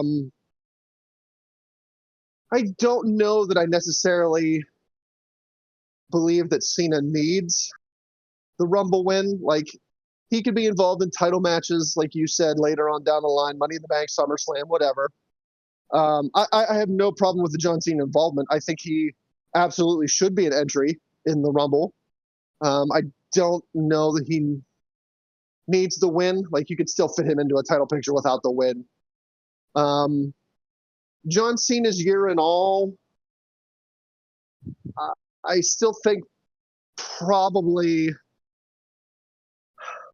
Punk could probably be my odds-on favorite for winning, just because, like, I see very few reasons why he shouldn't. Like House of Fire at this point. I honestly, I think I would love to see it because, like you said, that's that one last notch that he needs to complete the "I've done it all." Is that Rumble win? I would honestly love to see a Kevin Owens win the Rumble. Even though he's involved in a title match with Cody Rhodes, I would love to see him lose to Cody. And I don't care how they do it. Like, he could take somebody out and take their place. They've done that before. It's not outside the realm of possibility. And honestly, I don't even think I need that. Like, it could be number 30 hits. Here comes KO. Why is KO here? He was in the main event, or he was in the title match already. Why is he here? Who cares? It's Kevin Owens. I think it would get a huge crowd reaction if Kevin Owens came out and won the Rumble. I think they could spin that into a very nice storyline come Mania. And honestly, I wouldn't be disappointed if Kevin Owens is the one to dethrone Cody. Like, if he wins the Rumble and beats Cody at Mania, I'm fine with that. I think Kevin Owens has the ability to make that a believable win. And I mean, hell, I think you could put the title on Kevin Owens and have it be spectacular at any time. I don't want The Rock. I just don't. I don't want that. Here are my two things that I don't want to see at the Royal Rumble. And this can be going forward. Any Rumble from here until the end of time. I don't want to see The Rock in a Royal Rumble. I don't ever need to see that again. And it was fun for a time, but now I'm kind of over it. The surprise entrance for the sake of it being like a fun surprise entrance and then immediately eliminated. I don't want to see anybody on the announce team go in. Right. I love Pat McAfee. I think he is a shining star in WWE. I think he is probably one of the greatest things to ever happen to the WWE commentary team. He's fantastic. But he's not an in-ring competitor at this point. I don't want to see him come in to be immediately eliminated or to be scared by somebody and eliminate himself. Like, it was fun for a while when it was, Drew Carey or Pete Rose or whatever. I'm kind of over it at that point. The year that we had all three members of the announce team, Michael Cole, Jerry Lawler, and Booker T, wildly unnecessary. Was not a fan. I'll tell you what entrance I liked was Diesel. Like, he Fine with came that. out, he stuck around for a bit. He had an elimination or two. Yep. Like, the whole like you still got it thing, like, that was fine. But like right in that same kind of time frame was the Hurricane, where he showed up, came out, got tossed, did his pose, and walk away all before the next number came out. Yep. I'll put an asterisk on everything I just said, except for The Rock. I'm fine with goofy, unnecessary surprise entrances if they did another 40-man Rumble. I think if you do a 40-man Rumble, you have the capacity at that point. Aside from the greatest Royal Rumble ever, I think there was one Royal Rumble where they did a 40-man. Yep. And that, I think you have room to play. You have room for a Pat McAfee or a Hurricane or an R-Truth. Honestly, I thought R-Truth's showing as coming out in the Women's Rumble, thinking it was the men's, was much funnier than him actually being in the Men's Rumble. Like, that was a high spot for me. I was sports entertained when he did that. I don't want him to take a spot from a woman, but like, the women, like, who was it that he came out? I think Dana Brooke came out with him. I don't remember. No, it was the girl exactly. with the antlers. Sarah Logan. Yep. Yeah, like she still got to be in it. She was eliminated quickly, but like I don't want to see him take a spot. But like the whole like, oh, I thought this was my turn, and wait, what's happening here? That I was sports entertained with that. I honestly wouldn't be. Well, I know. Let me rephrase that. I'd be a little surprised. I'd be. Oh dear God. I would be more surprised than not, if that makes any sense, to see Brock Lesnar show up in the Rumble. I don't know if he is forever blackballed. I think that'd be fun. I don't know, man. Like I get it. Even having that tacit accomplice vibe isn't great. Right. I don't know. I don't know. Like I don't want to sound like a fucking like, hypocrite. But like I think that Lesnar's a big enough deal that you risk that, if that sounds okay. Yep. Or Yep. I would love to see, like you mentioned Diesel, I would love to see a surprise entrance in Kane. I would love for Kane to come back, wreck a little bit of shop, get eliminated, and like have that be an actual surprise entrance. That's on a different level than, Pat McAfee, Michael Cole, and hell, even Booker T, because Booker T was in there for a cup of coffee, did nothing, got eliminated. Like, I would love to see Kane come in, spend, a little bit of time in there, give some choke slams, knock some people over the top rope, and then get eliminated. I understand that, he's not on the roster anymore. He's not an active competitor, but like Kane's got that carte blanche kind of in my mind, because he had that historic run and he always had a great showing in the Royal Rumble. Like, Kane was kind of like one of those guys where he showed up in the Rumble and you knew like people were going to start getting tossed. I would love to see Kane come back as a surprise entrant. That would tickle me to death. But I don't want The Rock, damn it, stop willing that into existence. I feel like the more you talk about it, the more likely it is to happen. And I want people to not talk about it. Don't say it. The word, man. Don't. It's like Beetlejuice. You say it enough. Fucking gonna show up, man. I know, man. I just, you know me. I try to set realistic expectations. And I feel like Yeah. I've made that I feel like noise. it's a shot. I feel like it's a shot. I feel like there is a Sure. possibility.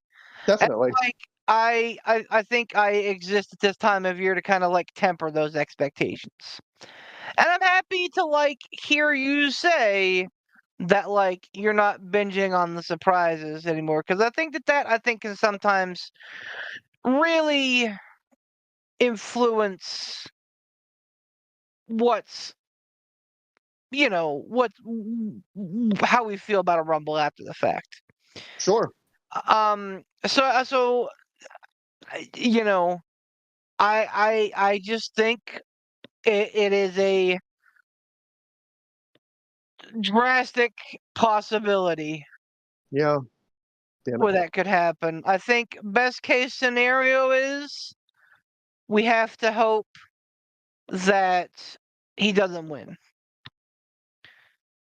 Get in there and have a dust up with The Rock or with Roman Reigns or the rest of the bloodline, or you know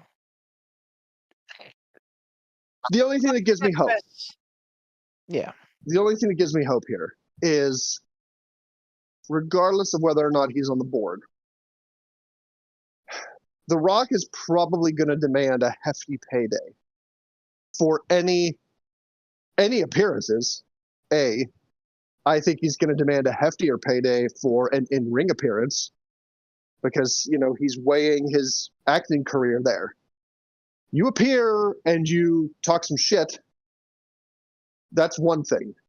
You get in the ring and risk getting hurt, like you're putting your acting career at that point in jeopardy. Like if you're scheduled to film something in 3 months and you're busted up and you can't, that pisses a lot of people off.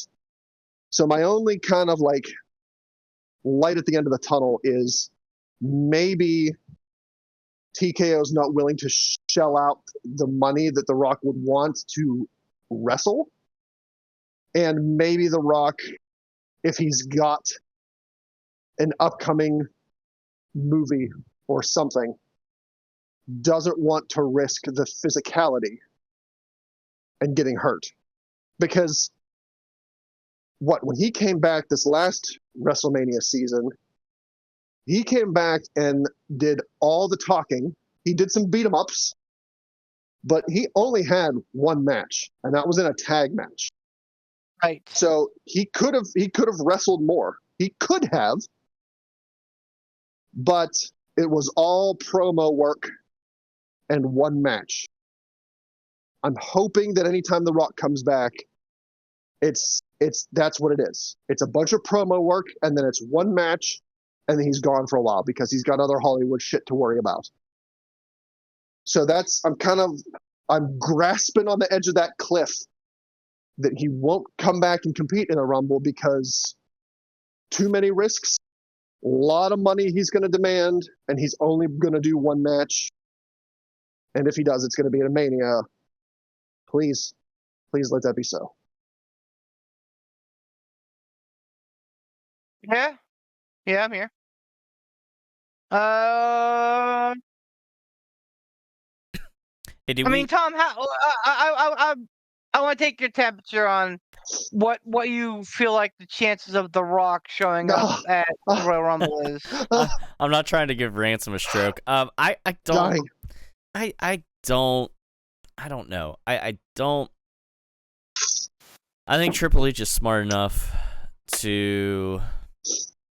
Yeah, and I know The Rock outshines him as far as, where he is as far as high on the totem pole and stuff. But creatively, I don't think we need The Rock there. Honestly, I think we have a better chance of The Rock showing up on Monday night here on the Netflix premiere of Raw than we do at the Rumble. Ooh. I'll give you that. I'd be fine with that because he's not going to wrestle. I'm fine with him showing up. No, I that we're going to get some sort of involvement with him because, like Beef mentioned, for better or for worse, they left that cliffhanger out there with him and Cody. And, as much as I forget about it, every time that we bring it up, I get interested again. I'm like, ooh, I wonder what it was. Like, you know what I mean? Like, it really, Yeah. it's man, they have that in their back pocket. They can go to it anytime they want. And they'll come up with something. They will. But I don't know. I don't think we necessarily get The Rock at the Rumble. Yes. Praise be the tripod. Yes. Yes. Yes. Keep willing that, Tom. Will it. Yes. Yeah. We'll get Rock on Netflix, but we won't get him at the Rumble. Yes. We'll Yes. get him at Mania. That's for sure. Whether we get him somehow invoking just swinging his big dick power and getting a title match with Cody, or if we get him versus Roman, I think it's more likely, honestly, that we get Rock versus Roman.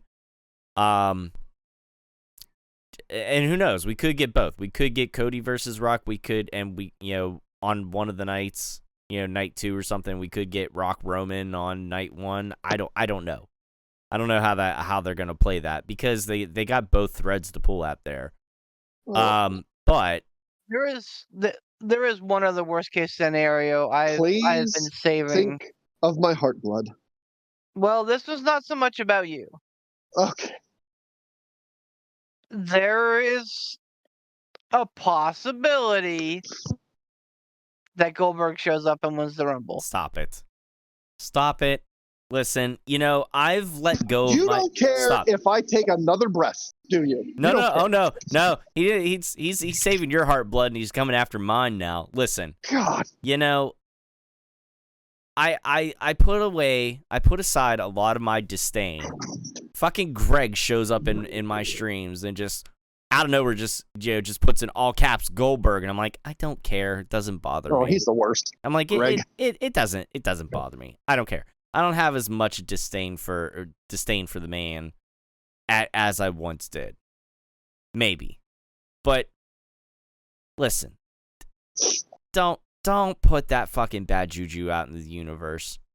I'm going to tell you right now though, if I had my druthers, if I had to choose between the two, knowing that the wrestling gods were looking down on me and decided to just give me a giant fucking heavenly bukkake, I would rather have The Rock over Goldberg, because at least the man can fucking go in the ring for longer than 5 minutes. At least he's not. At least he was a fucking good wrestler back in the day. At least he could put on matches longer than the time it takes for somebody to go fucking crank one off in the bathroom. Like, stop it. My. You know what? Also, the likelihood of The Rock hurting someone, I believe, is, even with The Rock not having been an active wrestler for so long, I think the odds of The Rock hurting somebody are a lot lower than the odds of Goldberg hurting somebody. Agreed. And I think that's also very important. Yeah. Well, okay, but let's not pretend here for a minute. Remember that Bill Goldberg had that standoff with Gunther here not so long ago. I hope that was a one-off. I really hope it was. I think it was just because of where they were and everything like that. I don't think we're going to continue pulling You're going to give me rage diarrhea. I don't... Nobody wants that. I don't want that. You definitely don't want that. I think, Tom, here's what I think he's doing. I think he's slowly trying to eliminate people from the podcast, so it's just a beef show. Like, he's trying throwing me off the cliff with The Rock. He's trying to eliminate trying to eliminate his competition for the fucking Cruiserweight title. Well, I'm no competition there. Listen. I'm bringing you along with this, man. Listen, no, you can be a part of this. You can be along with the competition, Ransom. You and I had good AEW picks. It can happen. We can do this. Cannot let him fucking infect our brains. I'm on to you, Beef. You son of a bitch.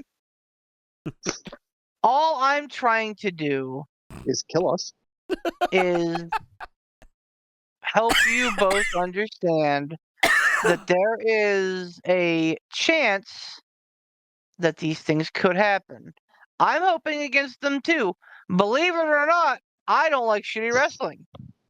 I don't like Bill Goldberg because he injured one of my favorite stars of all time. Now he's become a whiny girl pants. But, Bill Goldberg is the cause of that descent for as far as I care.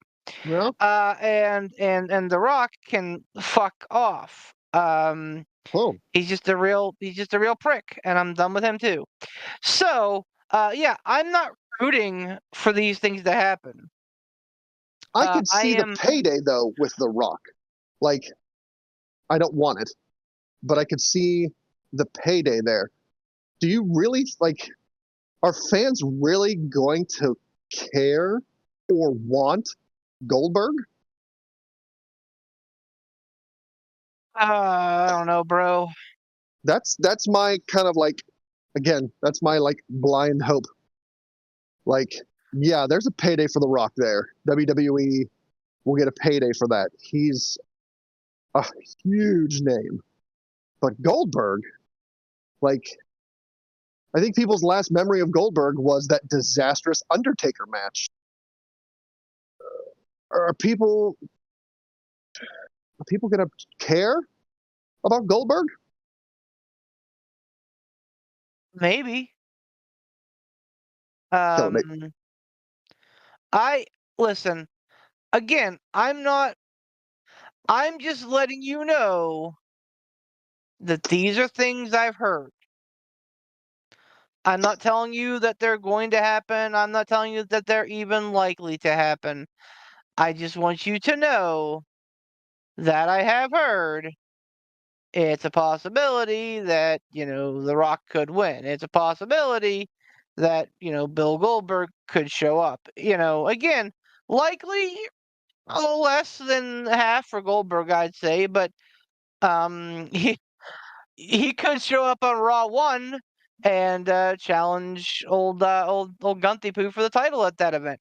Um, I'm Murder. just saying, for whatever reason, I don't feel like that was a one-off. I feel like it, and I hope it was, but I don't know. It feels kind of tricky to me. Okay, I've had enough. Can we I've do had enough of. we need to come back to a united front. Can we do a Stump the Chumps? I'm sure we've got some in the books since the holiday break and everything like that. I know we had some left over before. But Yeah, before we do a Stump the Chumps, can I real quick just bring something up? Yeah. absolutely. We don't have to harken on this. It caught my attention, and I thought it worth talking about. Maybe I'm the only one that thinks it's worth talking about, but I'm going to bring it up anyway. If you guys think it's a who cares, then I'll say my piece and we can be done with it.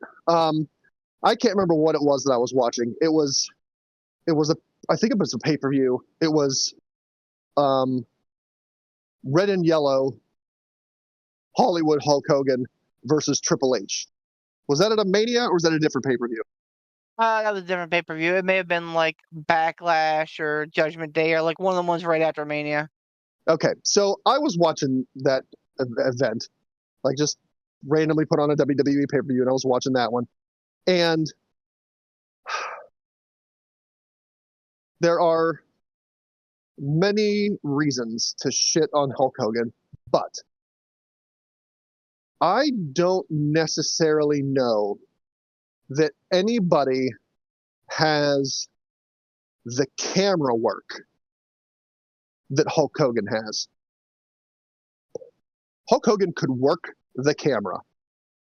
Like he knew where the camera was, he knew where the shots were, he knew how to work the camera. Triple H's entrance when he was standing on the ropes doing his water spit, you could see Hulk Hogan in the darkness behind him staring a hole through Triple H. Like, go back and watch just the entrance of that. You don't have to watch the whole match. I've seen that exact screenshot. I know exactly what you're talking about. So, and I think I saw like a post about it too, which made me want to watch it, or I saw the post after I watched. I can't remember, but like nobody got in that shot with Triple H. Like when Triple H did his entrance, the camera was on him and nobody else. Like everybody was either out of the ring or off in a corner. Like you never saw somebody in the camera with Triple H when he was doing that entrance at the height of the Triple H era, except for Hulk Hogan. And I think Hogan knew what he was doing. Like I think, it could have been partially, vanity. But even if it was, that image of Hulk Hogan standing in the darkness behind Triple H, staring at him when he did his water spit entrance, man, like nobody else did that. Nobody else was ever behind Triple H in that camera shot, except for fucking Hulk Hogan. And Hulk Hogan knew how to work that camera. Like, I'll give Hulk Hogan his credit right there, because the man always had really great knowledge of how things looked in the camera. I just thought that was worth touching on. Yeah, I mean, Hulk Hogan winning the Rumble confirmed. Are you surprised though? No, no. I'm not. No one in the wrestling business has put himself over like Hulk Hogan. Except for Vince Yeah. McMahon. And I think that part and parcel to that is knowing how to be in all of the best shots and how to work the camera, how to work the audience. Like Hogan's his own biggest mark. Absolutely, he knew what he was doing. And it's a really cool shot. I'll say that. It's a really cool shot. But, like all things, you wonder, did that moment need to be about Hulk Hogan? I don't think it did. But it is what it is. Like, again, it's history at this point. But yeah, like that, unfortunately, does not. That was kind of typified to what you could expect from Hulk Hogan. Yeah. Putting himself first and foremost over anybody else. Oh, you need to spit your water? That's not going to work for me, brother. Brother. Yeah, I've come. I don't Giggity. know. I've gone around the world with Hulk Hogan about 9 times. Like initially I was like, this is the biggest superstar of all time. Period. End of list. Without Hulk Hogan, WWF never takes off. He's the right man for the right place, the right time. And then I'm like, well, he's also a total fucking dirtball. And then I'm like, well, but I also, have said in the past that, it's important to be able to kind of like differentiate the art from the artist sometimes to have that like appreciation. So like, I don't know. I think I'm to the point now where I'm like, you know what, like fuck Hulk Hogan.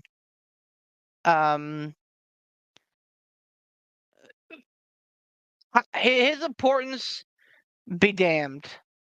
Um, I think that the world's gonna be better off without him, and I think that he is a glory hog. And if it wouldn't have been him, it would have been somebody else. So fuck Hulk Hogan. Fuck the Hulk Hogan. I guess is the message I take from that. To quote old Cheeky. Yeah, we have a couple in here from Pat from a while ago. Okay. We'll jump back to November here. This is from November 11th, Veterans Day, if I'm not mistaken. You This are is a correct. softball because I'm tired from work. What well-known jobber was one of, if not the last, to portray Doink the Clown? I'll let one of you guys handle this because I know it for sure. I don't. Well, I mean, the original was Matt Bourne. I don't remember. Is it the Brooklyn Brawler that portrayed him? No. Like the Did same Nick guy. Dinsmore portray Doink?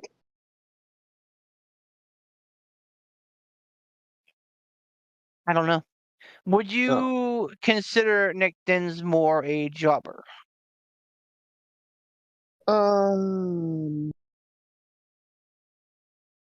think it's kind of a better question. I don't even know who the fuck Nick Dinsmore is, so yes? Eugene. Oh, him. Now, when they say portray him, like they mean like actually like have an active run, or they mean like somebody that came out in like a Doink costume for a fucking like anniversary. You know what I mean? Like that's what does he mean by that exactly? So you never know with Pat. I'm assuming the former, like at least one, like not just like ha ha ha, like whenever Chris was Penta, like not that. Chris Jericho was Penta, like not that. Like a run, regardless of how Exactly. short it was, like a run. Right.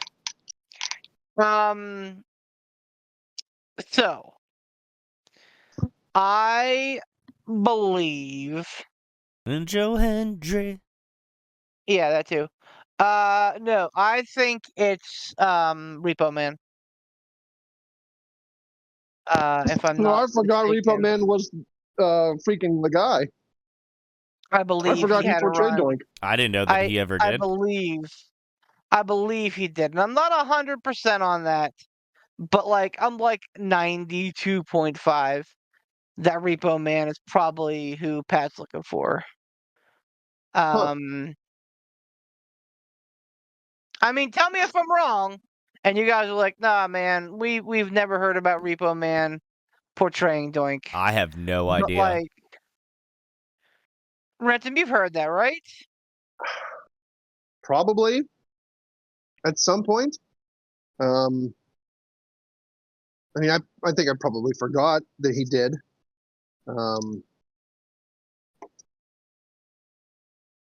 But it wouldn't surprise me. Like, I can't think of anybody else. It could be Who other all portrayed Doink? Like, who are the Matt people that? Bourne. Yeah, Matt Bourne for sure. And I'm like I said, I'm almost positive the Repo Man was Doink. At one point. Finkel What's is his real name? Einhorn. Repo Man. Einhorn is Finkel. Oh! Howard I Finkel? don't No. think No. I don't think the brawler was ever Matt Doink. Osborne, not Matt Bourne.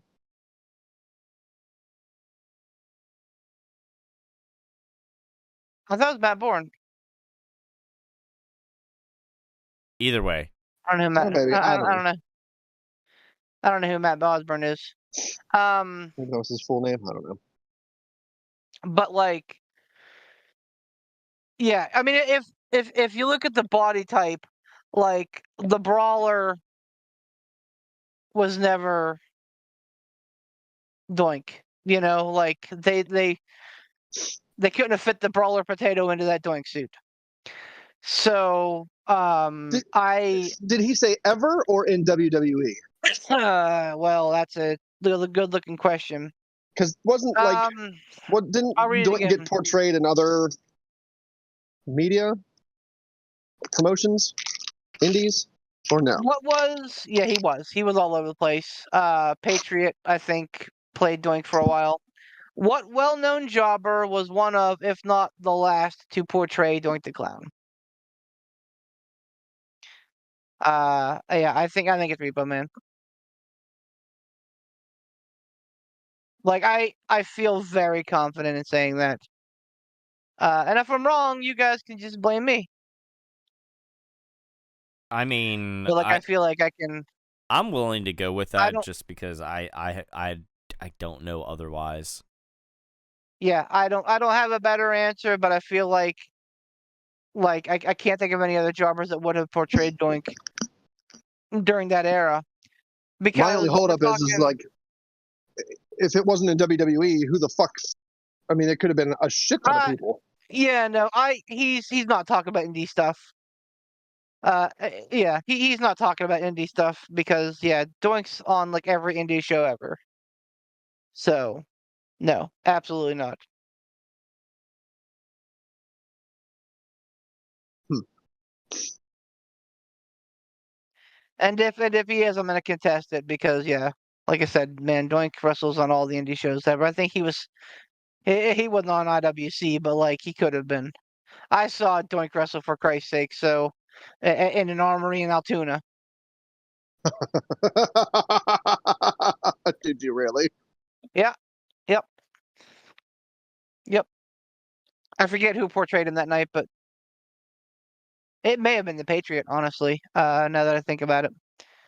But Who that's was the another dude Patriot? who's I don't remember his like the actual name, but I think he's another guy that has had like different people personify him through the years. Uh, Are you? but yeah, no,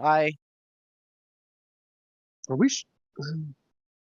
I mean, if you have a better idea, you can give it to me. But like the minute I saw that question, I was like, it's Repo Man.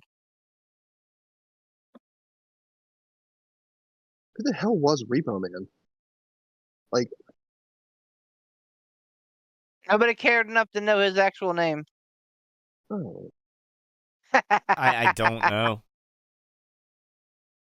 Are you sure the Brooklyn Brawler never portrayed Doink? I mean, I won't say never, because you never say never. But, like, I feel like they're different body types and different, like, styles of wrestling. And, yeah, I don't know, man. I feel like it's Doink, like, or I feel like it's Repo Man. I'm kind of sort of willing to die on this hill. I can't even I for think the life of me everybody's think of who the fucking Repo Man's. I don't even know what his real name was.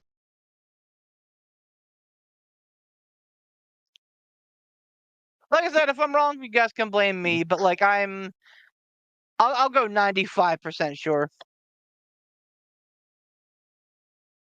I have no idea, honestly. I don't have a dog in the fight. I couldn't imagine, other than Matt Bourne. Yeah, and I don't think that we would associate him being a jobber. So, all right, No. I'm gonna do the answer. I'm going Repo Man unless I hear otherwise. In 3, 2, 1. All right, Repo it is. He says, I'm sure that you got this all fairly quickly. So I'll take the loss again. It was Barry Hart. Nope, it was not Barry Hart. It was the Brooklyn Brawler, son of a bitch. When was that? When did he portray Doink? Does Pat say? I don't. He doesn't. Let me see here. That shocks me. Steve Lombardi, who also played the Brooklyn Brawler, also wrestled as Doink the Clown from 93 to 96, 98, 99, 05, 07, 2010, 2012, and 2016. That would make sense in the later Now, years for the one-offs. right. Give me a second here. I'm gonna see if Repo Man ever did Doink too, because oh, Repo Man was Matt Bourne. Oh, was he? Yep. Yep. So I didn't realize they were one and the same, cause yeah, I mean Doink. When I'm trying to remember when the hell who came first, Repo Man or Doink? Because they were. I remember. I mean, I could. Repo. Repo was around in the late 80s. Because I was gonna say, I remember them being around at the same, like around the same time. But I could be wrong. Yeah. Oh, man. Yep. Wow. I feel like this is a push because like we knew it was Matt Bourne, but like I didn't realize that Matt Bourne was also Repo Man. So like had I realized that Matt Bourne was also Repo Man, I would have probably conceded that one. You tell me how you're feeling about it, but I think at best it's a push. Well, which one was the last one to portray him? Obviously Lombardi. Yeah, Lombardi because Matt Bourne died. Yeah, he died. Yeah. Yep. So who? I mean, I kind of feel like we got that wrong. Yeah. Because who was it? So I'm trying. Okay, hold on. All right. So Doink was played by Matt Bourne the final time in 2007. Nick Dinsmore in 2003, so good on that as well, Ransom. Lombardi did he? in 2005. In 2007, but in June of 2007 was Lombardi. And then it looks like Lombardi also played him in 2010. So in theory, Lombardi was the last one to play him. But Pat's question was also one of, if not the last, to portray Doink. And I can make an argument that, Repo Man, aka Batborn. I don't know. To me, it's a gray area. That's why I'm leaving it up to you guys.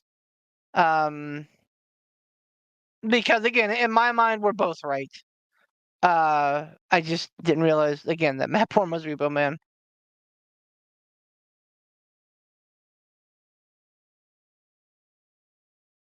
Good talk, everybody. I mean,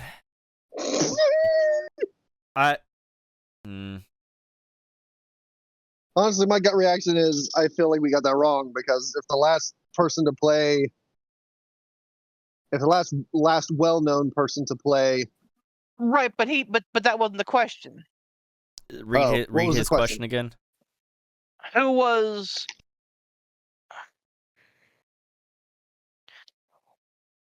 what well-known jobber was one of, if not the last, to portray Doink? So he didn't say was the last. He said was one of the last, and that's what I'm saying. Yeah. Like Repo Man, Brooklyn Brawler, both jobbers, both well-known jobbers.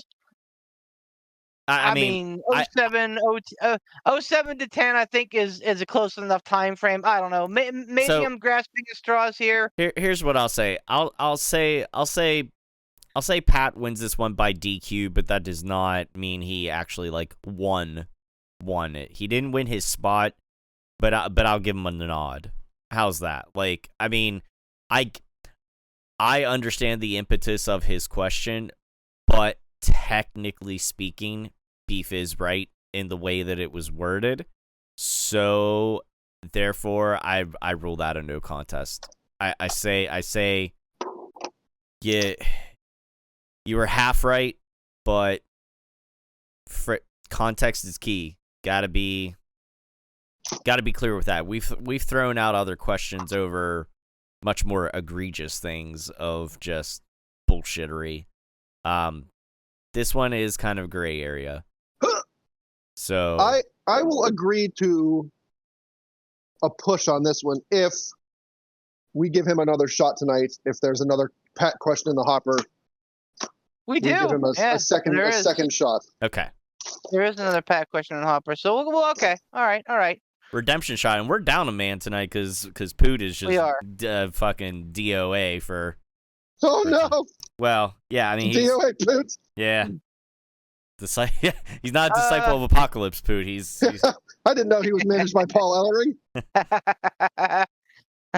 Tell him, Paul. All right. In the early to mid 1990s, WCW introduced the Battle Bowl, which concluded with a 16-man battle royal. Who were the last two left, and who won the first one in 1993? Battle Bowl. Yeah, this would have been. He's asking the first Battle Bowl. So it was was a great. It was a one-time thing then, right? No. It was a yearly event. For a while, if I'm not mistaken, I think that there was a lethal lottery before this, right? Yep. Where it was a quote unquote random pairings of tag teams. If your tag team won, they made it to the Battle Bowl. Yep. That sounds right. I mean, 93 was probably Sting and Ric Flair. just throwing house money out there. I would like to start the proceedings by saying Sting and Ric Flair, and Sting probably won. So because wrestling logic. So we said, wait, read the question again, did you say when it took place, or did Pat? Yeah, so in the early to mid-90s, WCW introduced the Battle Bowl, which concluded with a 16-man battle royal. Who was the last two left, and who won the first one in 1993? Okay, 93. We're talking about Battle Bowl 93. Okay, so 93. Let's see. I mean, that really kind of feels like it was the height of flat top Sting. Yep. Flat top Sting, Vader in Yep. WCW. That was going to be my other choice was Sting and Vader.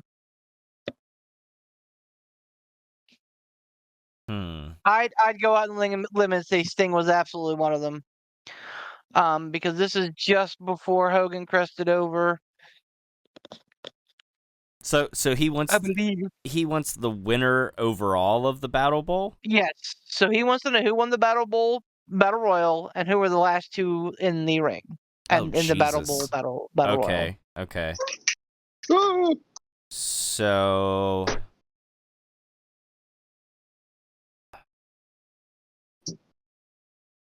man. I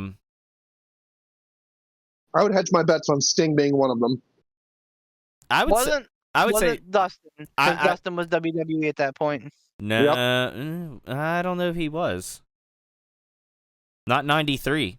Remember, Goldust didn't come along until 94. He was still in WCW as the Natural then. The Natural. I'm gonna hedge my bet and say Sting and Vader. I'm gonna say Vader won it. And WCW for a minute did get pretty high on Vader, didn't they? oh yeah, Oh yeah. dude, that's I remember first seeing Vader in WCW when he had the fucking like the big like mastodon mask and it would squirt fucking smoke out of the shoulders and shit. Like that was almost frightening. Like it was scary but cool. Yeah, dude. Vader was a big fucking deal in WCW. Yeah, big time. Like it's a shame because he would have gotten a push in WWF had it not been for the shit with Shawn Michaels.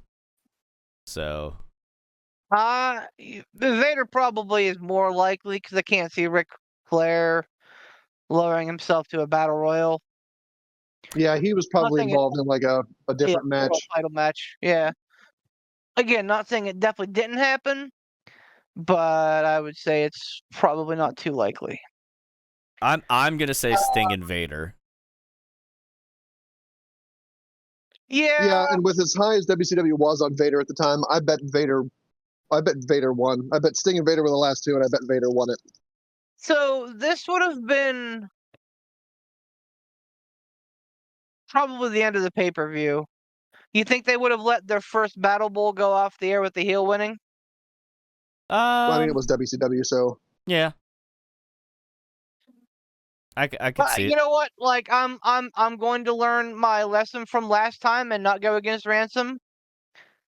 Ransom sometimes just picks these nuggets and not. I mean, I know that Tom said it first, but Ransom was like, yeah, it's probably Vader, because Ransom called Brooklyn Brawler and Nick Dinsmore. I think So Tom called Brooklyn Brawler.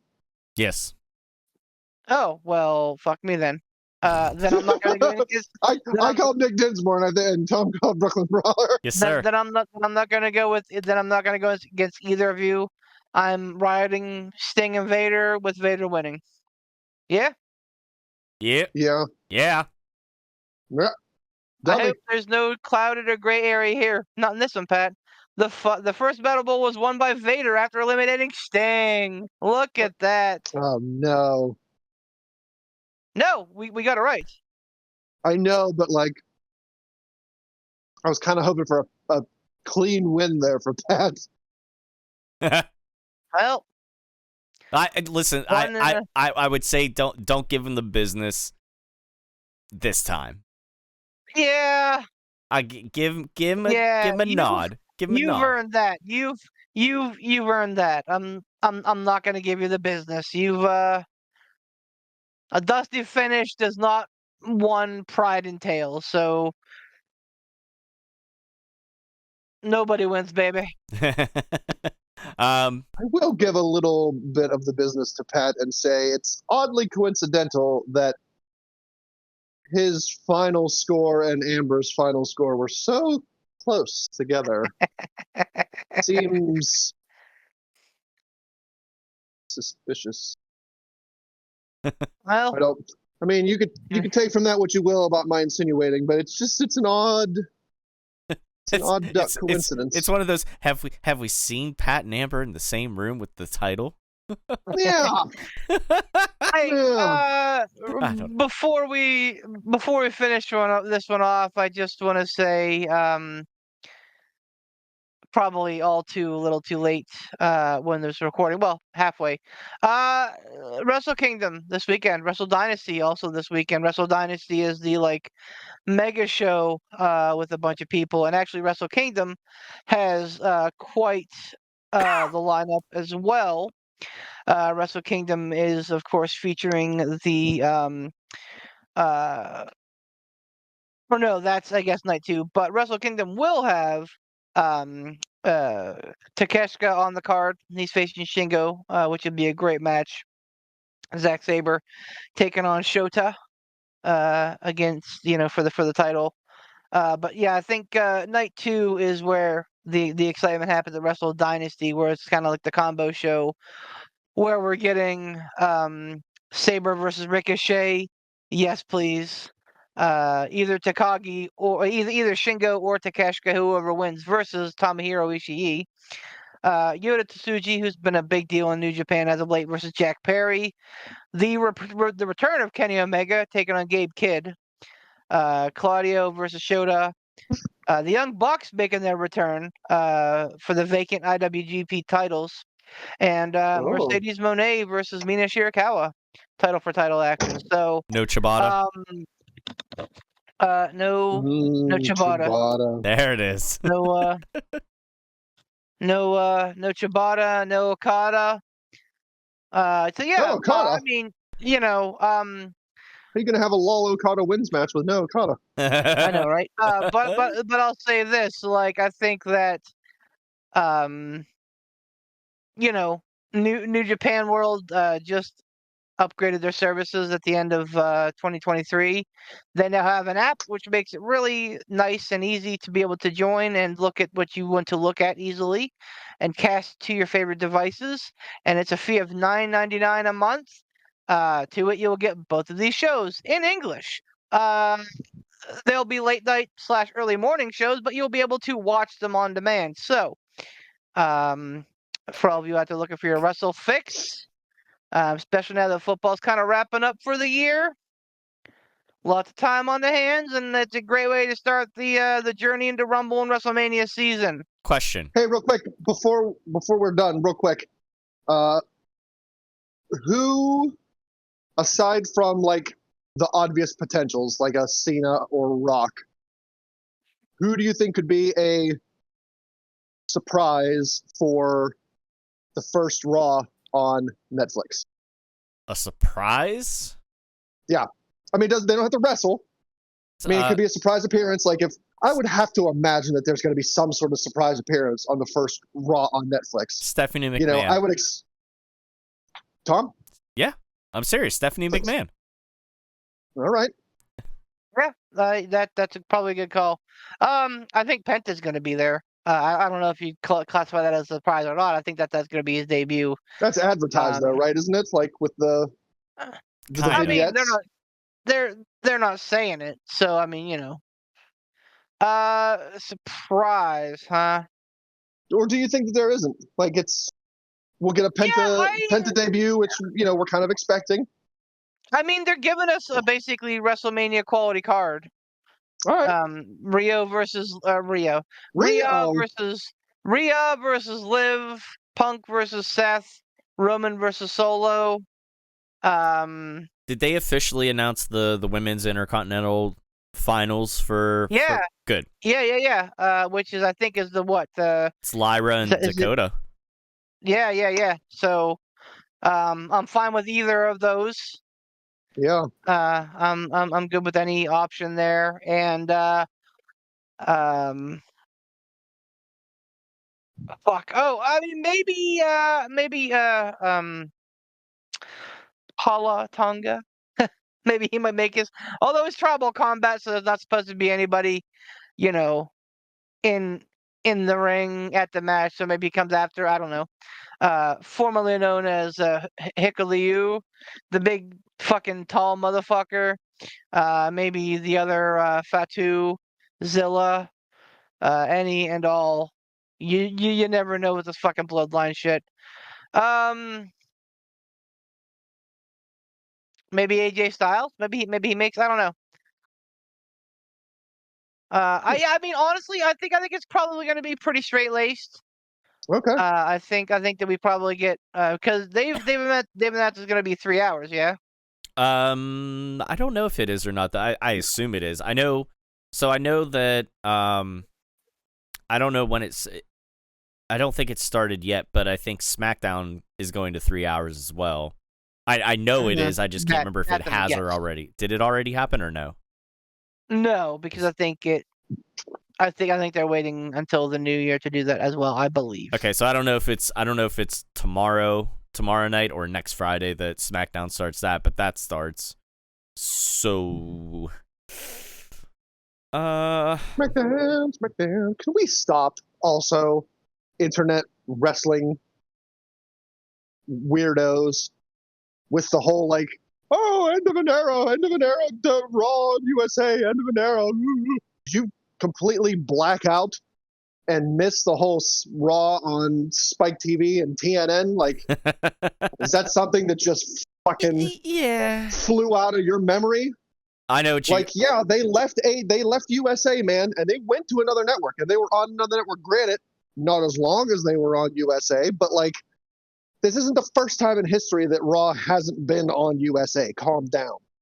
It's like when a couple breaks up and they're away and they like have like a significant like time apart, and then they get back together and they just count the time. They're like, oh, it's like we never got. And you're like, no.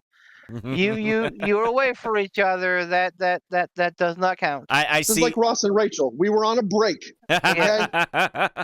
We were on a break, but it still happened though. Like they weren't together. I get what they're saying. I see both sides of the coin. You're not wrong, but it's just because of the fact that the significant amount of time when you think of Monday Night Raw, you think USA. Like, you don't think TNN or any other bullshit. How long is this deal with Netflix? At least 5 years, I think, right? At least. I thought 3. I'm not sure. I'm gonna say 3 to 5 easily. So I mean, so let's even say 3 to 5 years.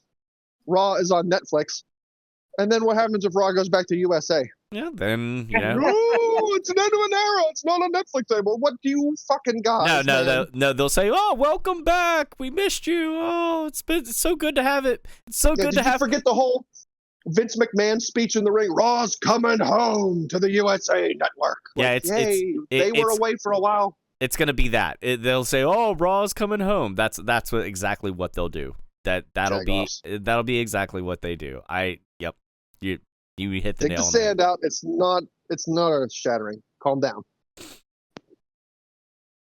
fuckers. All right, so yeah, I think that's a wrap. Yeah.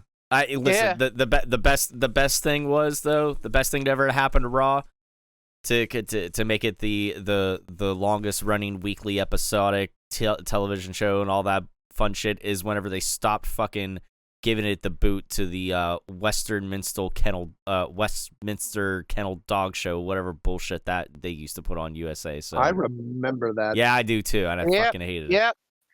Preempted it for like 2 weeks. Some bullshit. Ain't no fucking USA. Ain't no Netflix fucking Netflix for life. Yeah, ain't no fucking dog shows on Netflix. Netflix for life. TKO WWE. TKO WWE. This is 100 years. Netflix 100 years. 100 episodes. Rick and Morty. 100 episodes. WWE Raw. Netflix forever. AEW to USA. Tribal Beef, take us home. Oh God, it's been a while since I've done one of these. So go and do things, people. God. Buttons of like there are to have for our sponsors, like Tiger Von Tom and his work on Casual Gaming Dad. He does things. He put Legos together and it was fun to watch. You can catch that as well as other fun stuff. Dad, what you got lined up? Honestly, I don't know because I finished the Lego build. I think I might get into Astrobot next. I've heard good things. I enjoyed Astro's Playroom when I got my PS5 earlier in 2024. It was a lot of fun. Short little kind of, I wouldn't even call it, I'd say more than a demo game, but, just not a full album, but an EP instead of an LP. And now they give us the full LP of the game with Astrobot. So, yeah, that'll probably be next. Are you going to continue on with some Among Us, or was that only for the holiday season? No, I'll continue with Among Us if we have the interest for it. We can keep that going for a little bit longer. Heard it here live, folks. Well, live the tape. So do that. Sorry. Garage doors and windows, I'm sure, are still important for somebody somewhere. So probably go and check those out. Do we have any other sponsors? I mean, Pat's basically a sponsor at this point. Pat and Ryuk and Dave, thanks for listening to all of our shows. Make sure our viewer count's up. Oh God, Scooby had a fucking fantastic. Oh, Scooby too, yeah. Scooby had a fantastic little plug for us in my last stream. I wish I could remember what it was, but it hit my tickle button. It was great. I'll have to. You know who you are. You know who you are. We appreciate all of you. Keep doing what you do. Keep listening to the show. Like us. Do the Facebook. More people try to take this title from me because otherwise I'm going to keep gloating and it's going to get worse by the week. I'll fucking quit. I'll fucking quit, Ransom. You better Ransom. I'm going to tell you in 2025 you better step up. Or I'm going to fucking quit. If you make me listen to this fucking beef lactus bullshit for all 2025, so help me God. I am historically incompetent. You cannot put that weight on my shoulders. My back is already broken. I am historically incontinent, so I have to go to the bathroom. Bye, no. Oh. And remember! Nothing. Nothing. No. Don't remember it. And remember, go find that stupid page that Poot rips these all from. That's right, Poot. I know it. I've seen them, and they're all dumb. You're done. Happy Honda Days! Yeah!